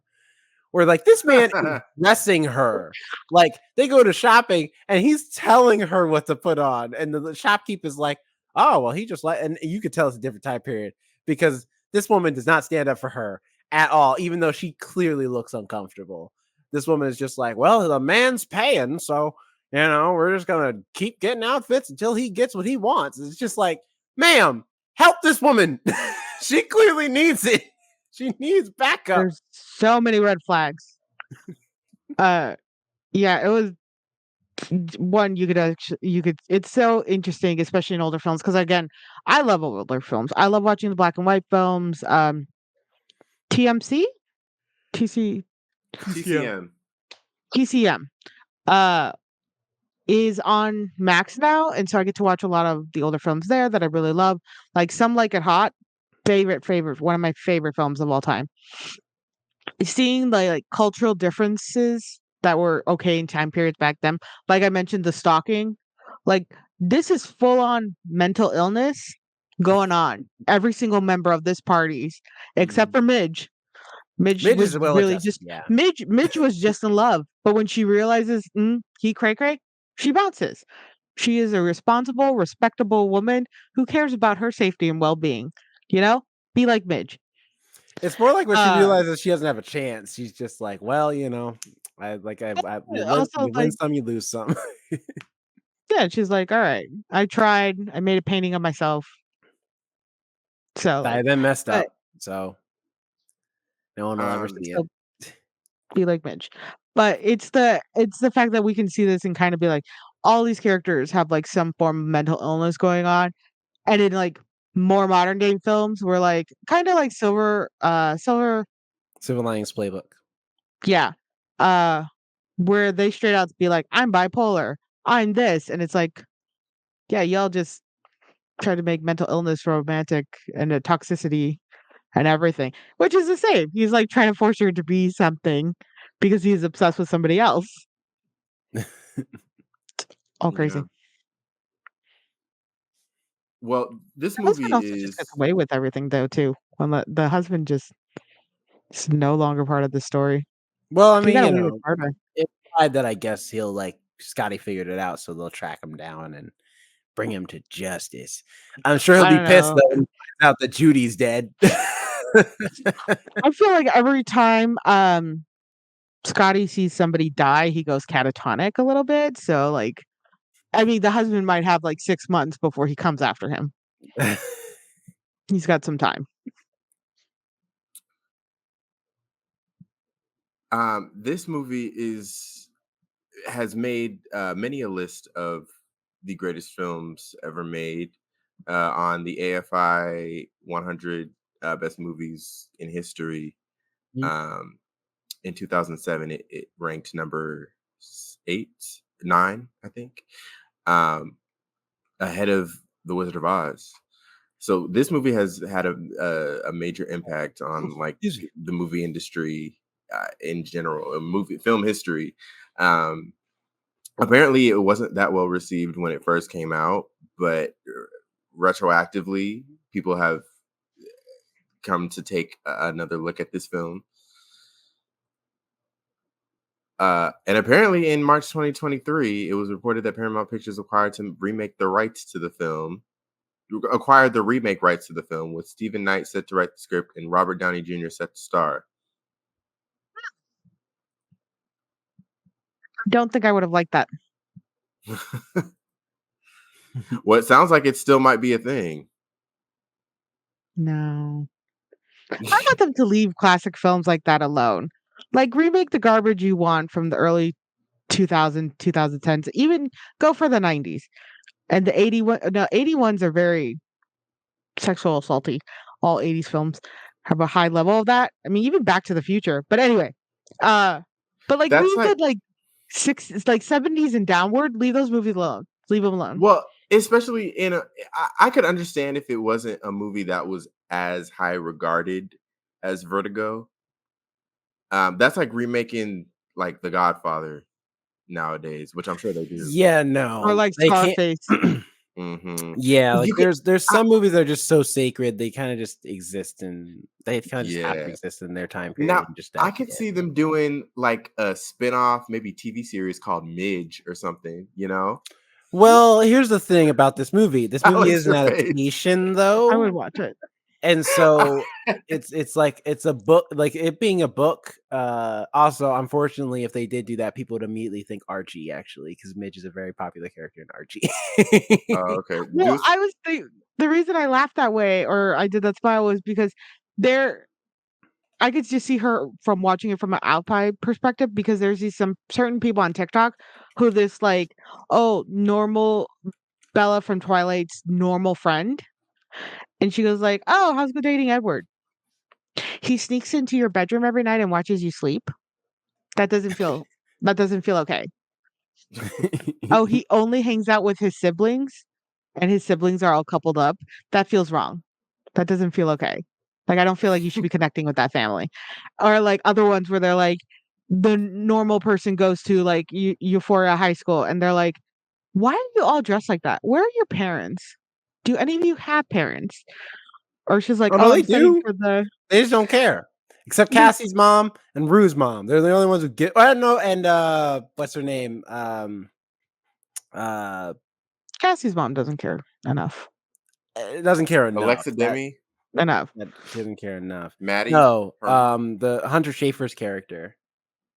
Uh, Oh, Mm, Jules. Jules's dad cares a lot, but even though they didn't really give him a lot to do in the second season, but Jules's dad is a good dad. I feel like if you're letting your like 15-year-old dress the way they dress, you don't care enough. No, But Jules also, dresses but it's pretty respectably. The only thing that Jules does, Jules sometimes sleeps with older men, though. And that's a problem.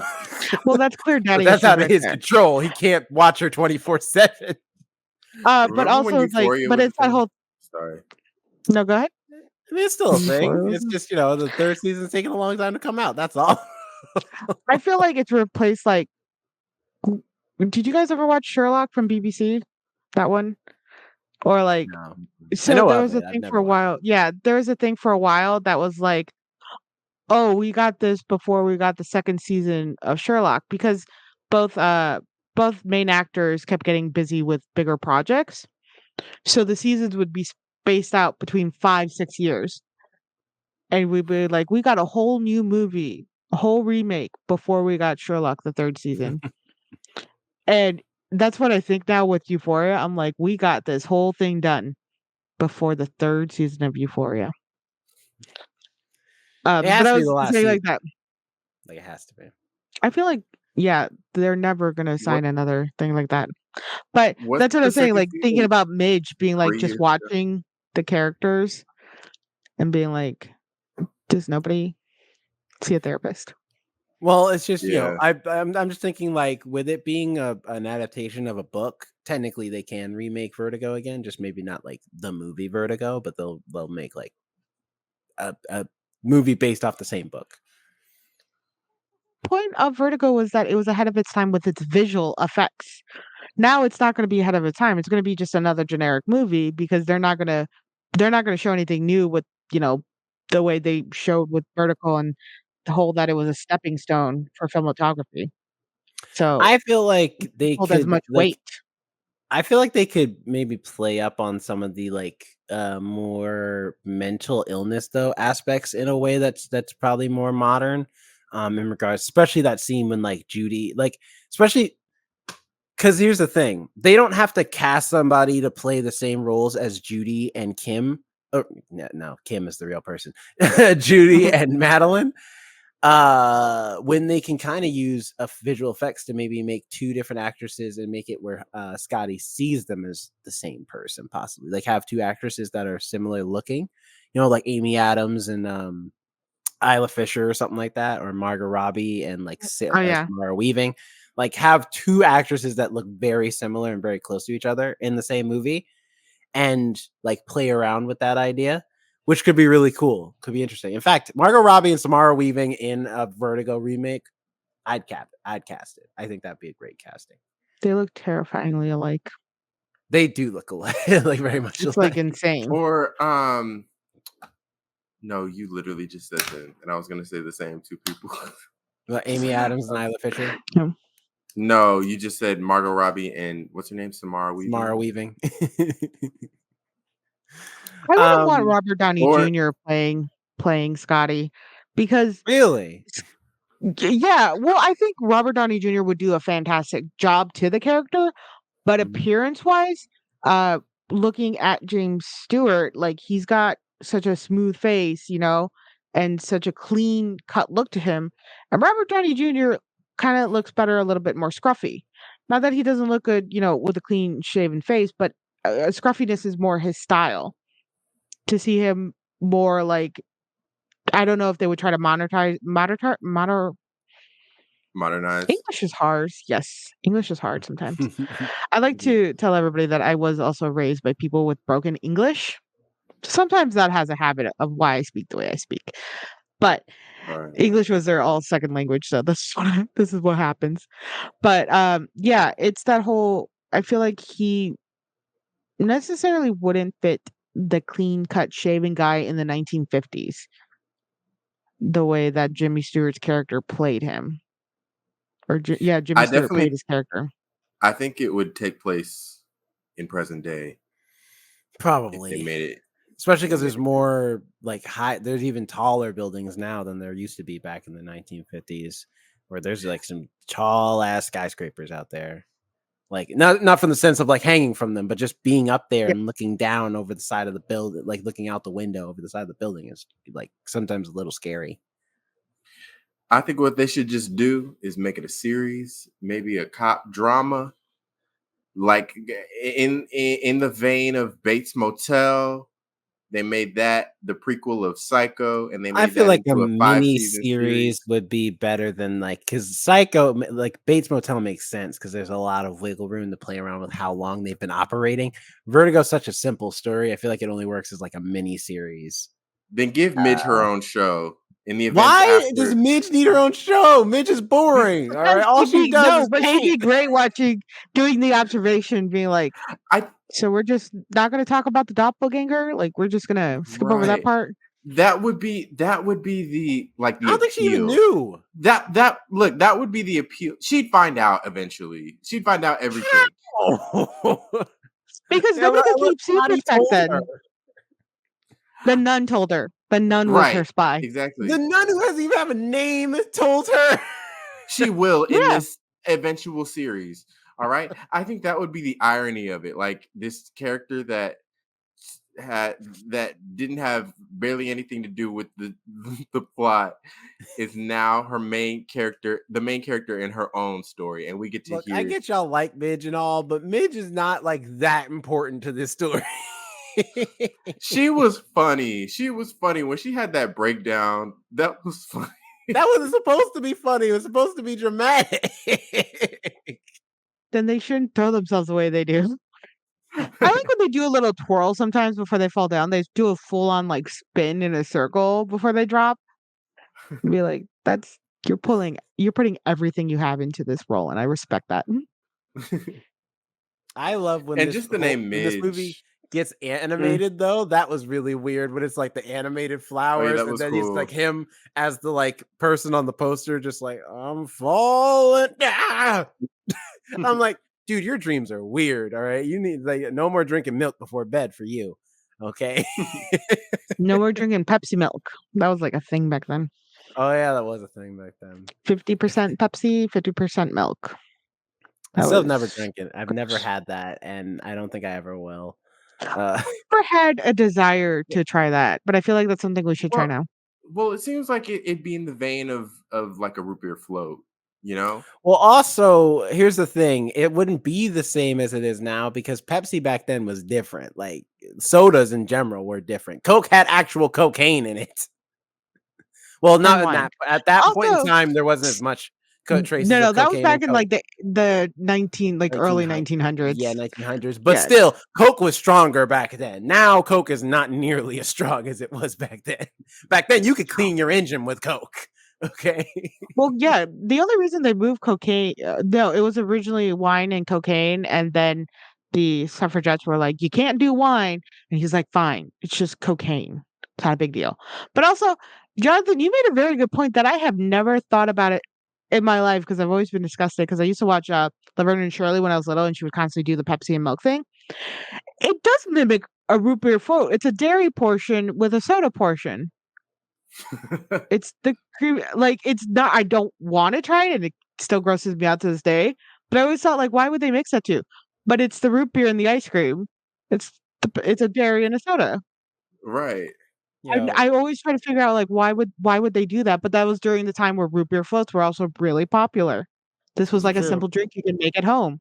The malt shop out here, get out the malt shop where all the kids are out here looking at all the girls with the giving out the burgers and milkshakes and whatnot, getting into trouble. That's what I And say. and none of us I, could sit at the counter.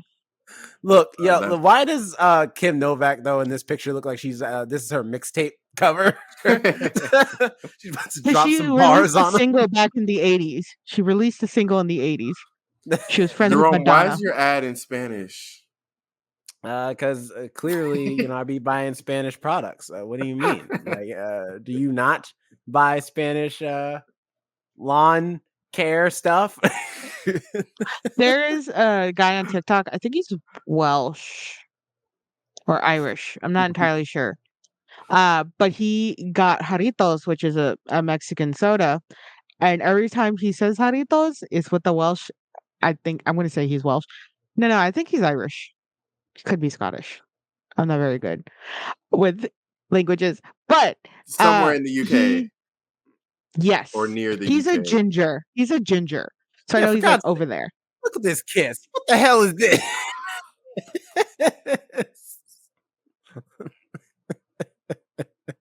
Also, the way their necks are angled. I've never noticed that his is like he's like pushing really hard He's down, like, and she's like at this weird like crank it's up like her the, neck.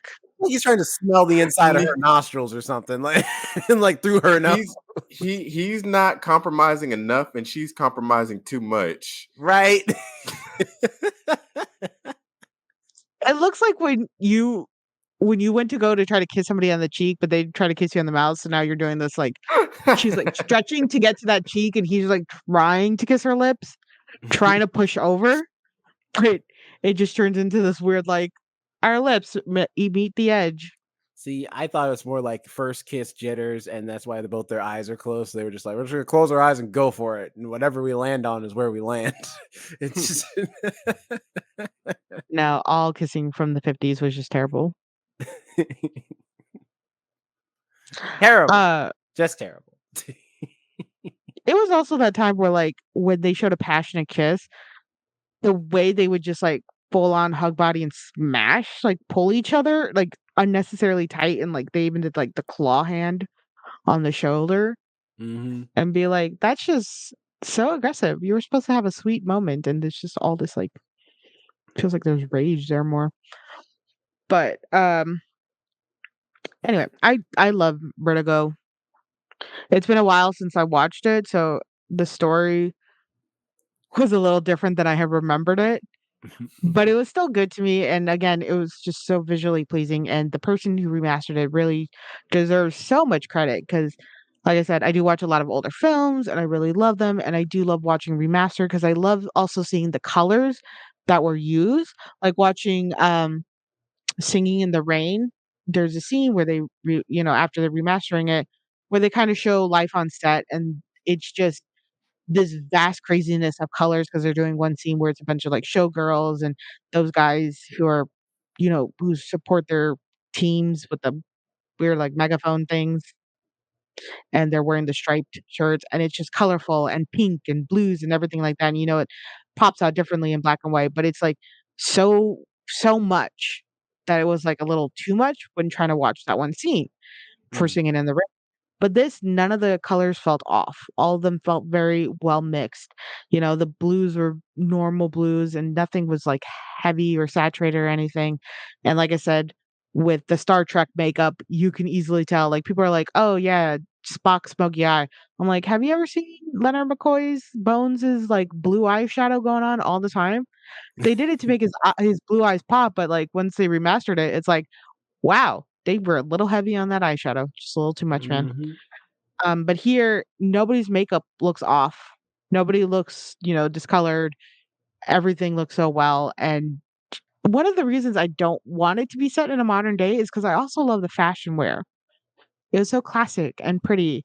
And like, I love just the simple suits and the simple coats that they wore were like a whole fashion statement. When it's like modern times, it's like sometimes the fashion is like I'd probably just see her in like some sleek black outfit. That's it. That's all you get. And then he's in, what they always put retired cops in, like jeans and probably a leather jacket I because mean, he looks you like wear a suit. I doubt they would put him in a suit in modern times. Because if I saw a man in a three-piece suit like that with a hat walking down the street, I'd be like, okay, all right, that's an outfit for today for you. I'm happy for you. Yeah. So it's not the Yeah. same, like, it's not a classic outfit. You just get that other outfit that you see in every movies nowadays where it's like, "Okay, I know who he's representing, and I know eventually when he goes mad, he's gonna end up in just, like, a regular T-shirt with, like, just plain pants and probably no shoes." When you go crazy, you lose your shoes for some reason.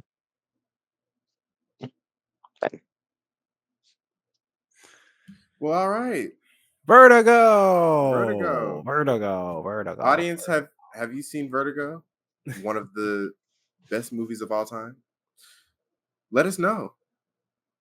Yeah, tell us your favorite parts. Are you a Midge fan? Uh, Midge, Midge, Midge, Midge, Midge, ju- Midge, Midge, justice Midge. for Midge. Listen, she's better off without Stupid, status. Yeah, stupid, stupid. she doesn't need no justice. She is living her best life from all that craziness. She's the one who got out, and it's like she's telling stories at dinner parties, be like, yeah, yeah, he it was all a cover up. He didn't throw the first girl from the bell tower, but he did throw the second girl from the bell tower. So, See, that's the uh, thing. Shout out I'm to him. surprised. Like, if the nun wasn't there, I feel like he would have definitely gone to jail for pushing it, because he just like takes her ass up there, and it's like, I get what you're trying to do. I feel like you could just confront. I mean, this is a woman that you literally just walked into her apartment and she told you everything you wanted to know without you having to threaten her at all. yeah. You didn't need to take her all the way to the top for her to confess her crime to you. Like if somebody was gonna murder me, you murder me on the spot. Do not make me walk up like what 17 flights of stairs. That's just being cruel. See, that's the thing, I don't think Just he intended for her to like get like guilt fall off. I think he just wanted to like pressure her into telling him what he wanted to know. And then he was probably going to be like, and now we're done. I'm going to go talk to Midge, see if she'll take me back. But before that could happen, the nun was like, oh, no, you don't. You're first of all, I'm like, I would save you, but by telling you to just go find another man, but I don't think that's going to work. So, ooga booga. And then she falls off. And then, and then after Judy dies, she's like, now I'm going to ring the bells and make it so you don't hear anything. Ka! That's right. The nun's the true hero of the story. how is she the true Okay, hero? so She the helped nun's kill getting her own Judy. series too.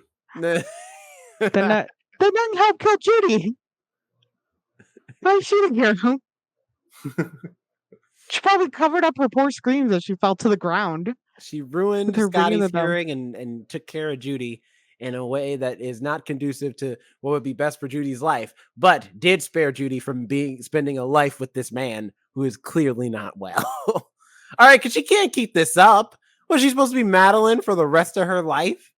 You know what I'm saying? I mean, granted, he still calls her Judy, but he wants her to be Madeline. He wants her to look like Madeline, act like Madeline did before they before she died, before the real Madeline died, all of that. So really, he wanted her to be Oh, look, Madeline. I'm not advocating for her to spend her life with this man. I'm just saying in the 1950s, it was quite easy to disappear. No, that's People true. disappeared all the time. And all she had to People do was have her hitchhiked on brown the man. hair. He wouldn't have recognized her. All she had to do was dye her hair red. He wouldn't have looked for a redhead. He does not seem like the smartest character, you know? He'd probably be like, oh, she's probably brunette or blonde. Straight redhead walking past him.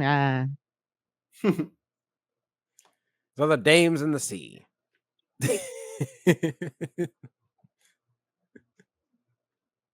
Those are not much.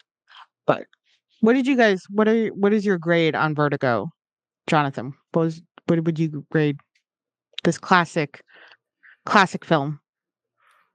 I would give it an A. I had no real criticisms other than kind of the logistical things that we discussed today.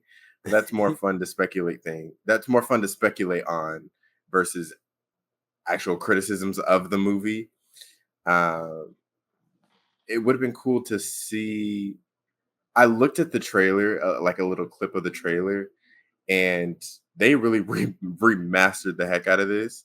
And I was Mm, kind of looking up Oh yeah. the history of the remastering in the article, and it said that the movie has gone through many versions of remastering because the original version of the movie, like the real or the I don't know the technical terms, was so fragile that it was hard to get some of the original footage back or whatever. So uh, props because it looks like all of this was just filmed, like I said, filmed a couple years ago. So yeah, and the yeah. shots were incredible. um this is a very important movie for the art of filmmaking in general because of the various film angles and the styles that Alfred Hitchcock uses. So it's overall just a great and important movie. Definitely. Jerome. I think, like, to grade this movie, you have to be respectful of the time period, and uh, that I think makes this movie definitely an A+ movie. No one was making movies like this back in the day. This is very like ahead of its time. And while we can look at it, look back at it now from our modern days sensibilities here in 2024 and be like, oh man, it just feels so old. It's like, yeah, well, back then this felt like futuristic. From the vertigo shots to a lot of the different angles, and even down to like the storytelling aspects, how they're like how they're telling the story and things like that. And so, judging it off of that scale, I think it's the A+ movie.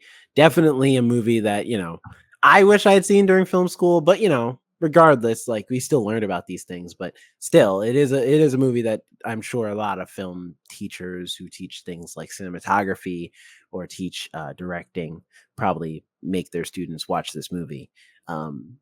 Because it's spot on both of those fronts more than anything else. Like the cinematography and direction in this movie is just really solid. Yeah. Any, Alex. I've already said how much I love this film. Yeah. But yeah, no, I an A because just because of the introduction, the change it has in the film industry, the the way it has shaped movies as we watch them even today, shows how influential it really is, how ahead of the time it was, and the characters were so complicated.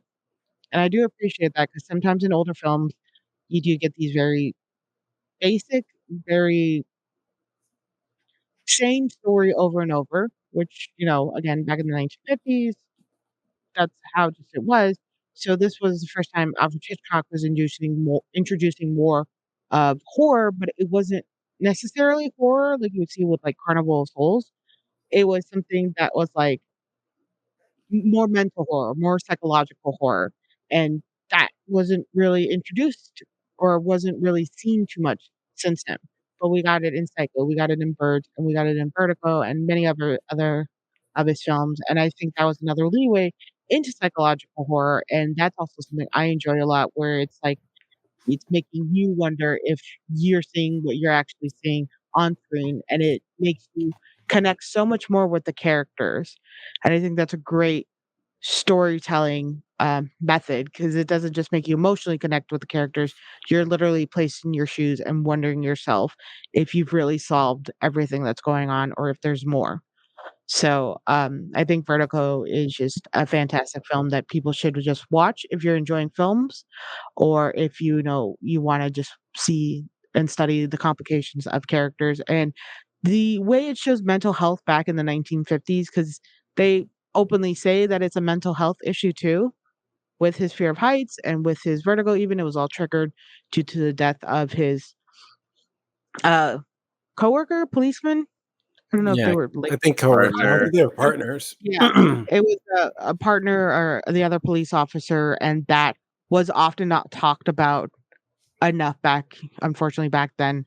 Um, and I'm so happy we have more understanding of those type of things and the traumas and how they inflict our lives. And this was also a great show that the root of a trauma causing this for a man, and something as simple as him stepping up on a chair and him just looking at the window triggered his vertigo and triggered that fear of heights, and how he just fainted and dropped down. And this is like a big man. James Stewart is like, I think he's like 5'10", 6 feet. So he was a tall, lanky man. And the way he just Wait, like you mean sick? felt, I James think Stewart? yeah, I I think thought it was James Stewart. I think he was like 6'5". Oh, he was 6'5"?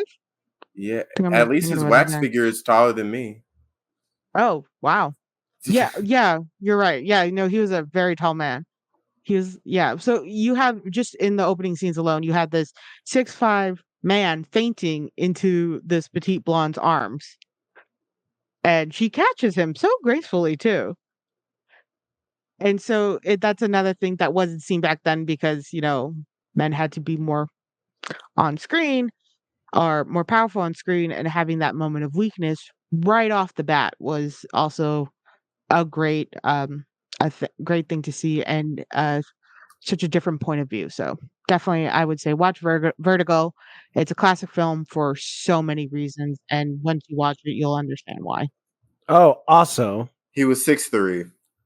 That was 6-3. you were Vertigo? talking about like Vertigo. There isn't a Vertigo. Like, there's a bunch of movies that have been inspired by Vertigo for sure. Yeah. But there is a video game I saw that. about Alfred Hitchcock's Vertigo. What do you what do you mean by that? What does that mean? It's loosely based off the film, and the story follows a man named Ed Miller who enters therapy to cope with the mysterious after effects of a car crash.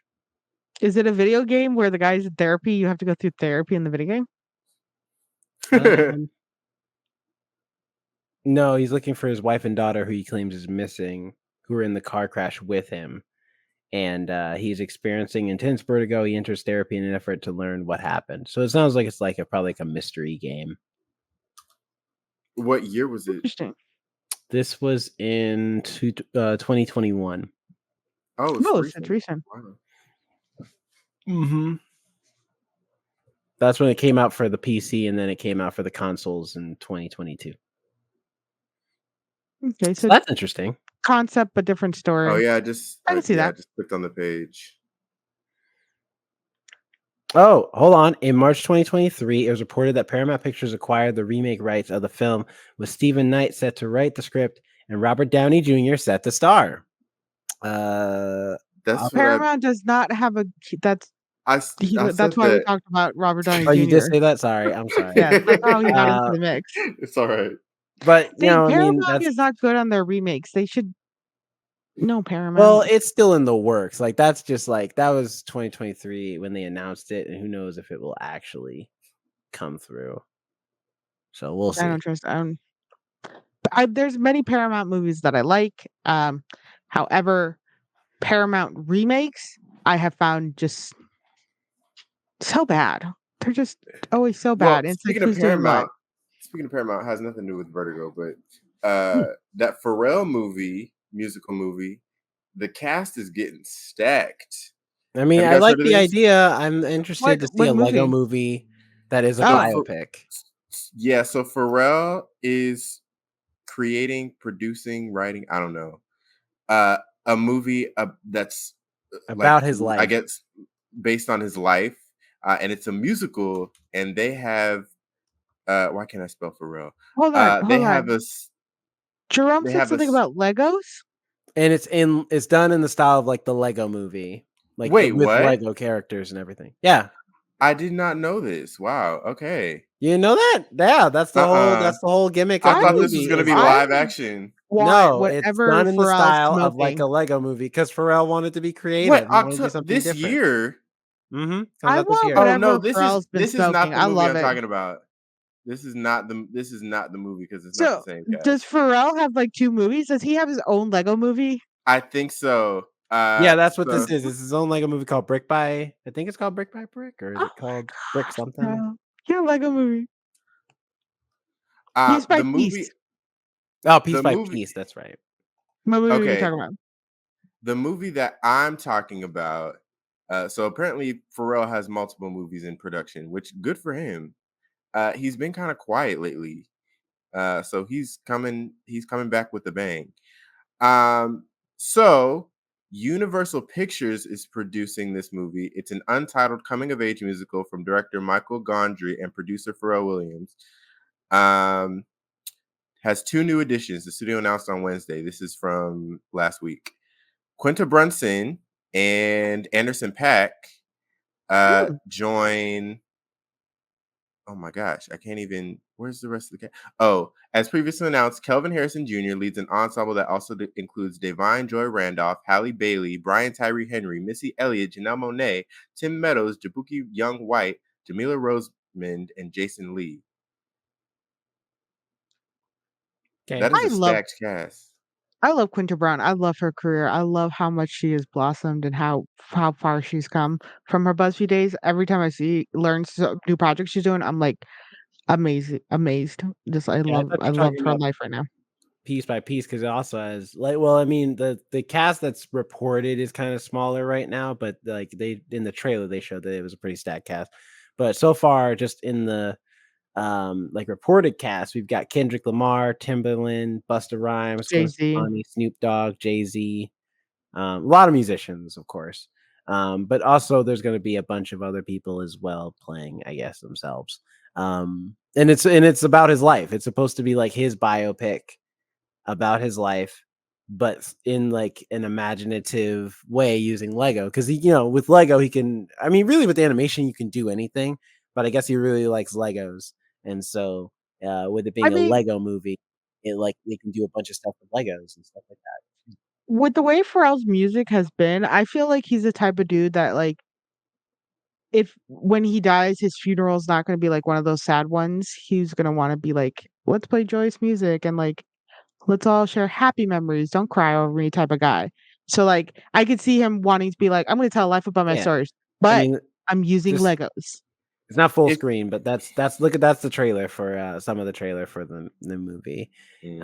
on IMDb, and it's like It's I interesting. respect it. I like the idea. Like I mean, I've said before that I'm tired of like the biopics that look the same. So this looks like something that could be really creative and It interesting.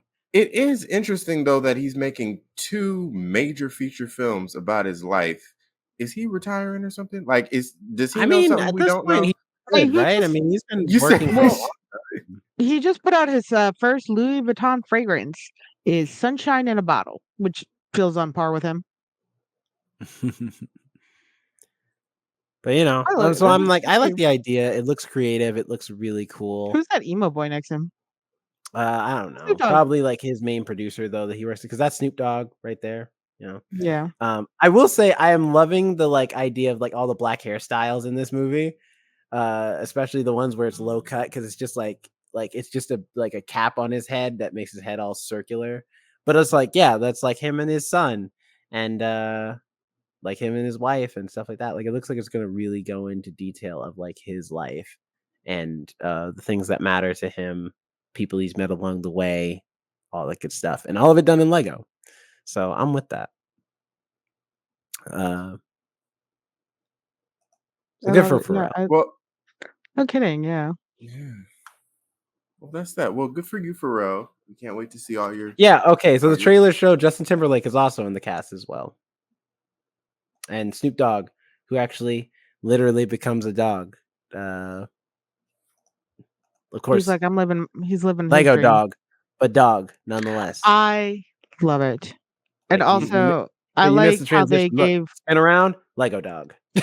I also love Snoop Dogg's life. That man just whatever he wants to do, he's doing. Like Snoop Dogg's not holding by any standards or anything. He's just had his music career and now he's like, I'm gonna do whatever I want.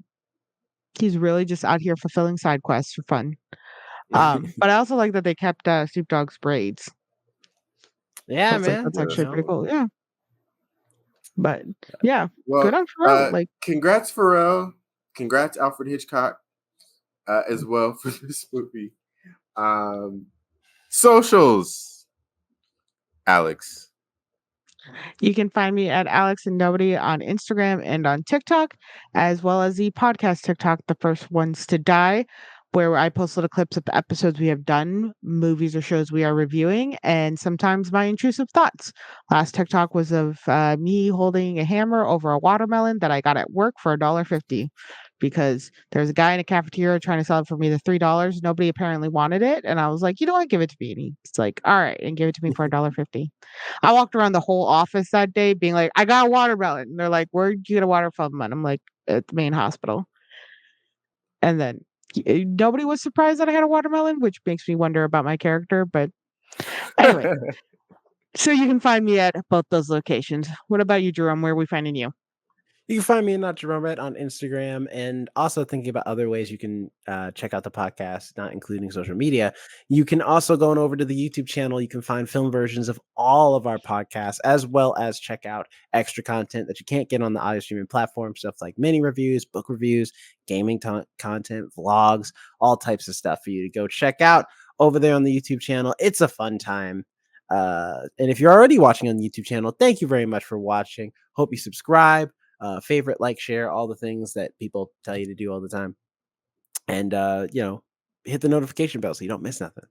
Because all this podcast goodness might just blow you by if you're not paying attention. So, And happy Jonathan. Flag Day this Friday. Yeah. And happy Father's Day upcoming. And also happy I thought you Father's said Day. Happy Gay Day instead of Flag Day. Well, that's I heard Pride as gay, well. which I was like, I thank s- you. This is Happy Gay Month, all right? Um, you can find me at Jonathan Keys on Twitter, Instagram, wherever you please. You can find us everywhere at The First Ones to Die. You can email us, thefirstones2die@gmail.com. We'd love to hear your thoughts, comments, questions, concerns. And if you're listening to us on your favorite podcast listening platform, please give us 5 stars and a review. We would appreciate it very much. And if you're watching us on YouTube, go ahead and click like and subscribe to us. We would appreciate that as well. Next And really quick, week, wait, really Next quick. week, My watermelon. I'm so proud of it. Look at it the size of looks this like thing. it looks fake. It looks like a ball, like a It's Bastard. soccer so ball. perfectly round. It's Or- like I was explaining to people because I'm like, I got a watermelon. They're like, you got some watermelon? I'm like, no, I got like the size of a head watermelon for $1.50. Like, look at it. Speaking of the 1950s, that's 1950 pricing right here. I walked around because I work at a doctor's office. I walked around a doctor's office being like a child. Look at my watermelon. I'm so proud. I'm still proud. Showing you all, sharing my happiness. Anyway, what are we watching next week? Next week is our Juneteenth celebration. So we don't have a movie picked out just yet, but don't worry, it'll be something blackety black. So so be on the lookout for that. And then after that, we will also be doing Pride as well, like a movie in honor of Pride Month. So we're gonna cover all the bases. But first, Juneteenth. So be excited for that. We may even have a special guest. We'll see. But until then, have a good night, good morning, good evening, whenever you're listening to this. And we will catch you for the next one. Bye. Peace. Bye. All of my favorite episodes are in season 3. Like most of my favorite ones are in that season, and it's Is so the good. Treehouse episode in that season? What when they're like with the magic conch and stuff? Yes, that's in season 3 as well. I hate that episode. You don't like the magic Why? conch? I hate You're the magic a conch non-believer. Were you just A annoyed? non-believer. Were you just annoyed by it, or did you, or what was it? I just didn't find it entertaining at all. I just found the conch episode. It wasn't a good episode. I'm sorry. It's a great episode. Look, I love you guys. We're not always going to agree on everything, but the magic conch was stupid. Go on over to the YouTube channel at The First Ones to Die to see all the fun stuff we got going on here, like mini reviews, book reviews, gaming videos, vlogs, all types of stuff. Please follow us at The First Ones to Die everywhere. Go ahead and give us a like and subscribe.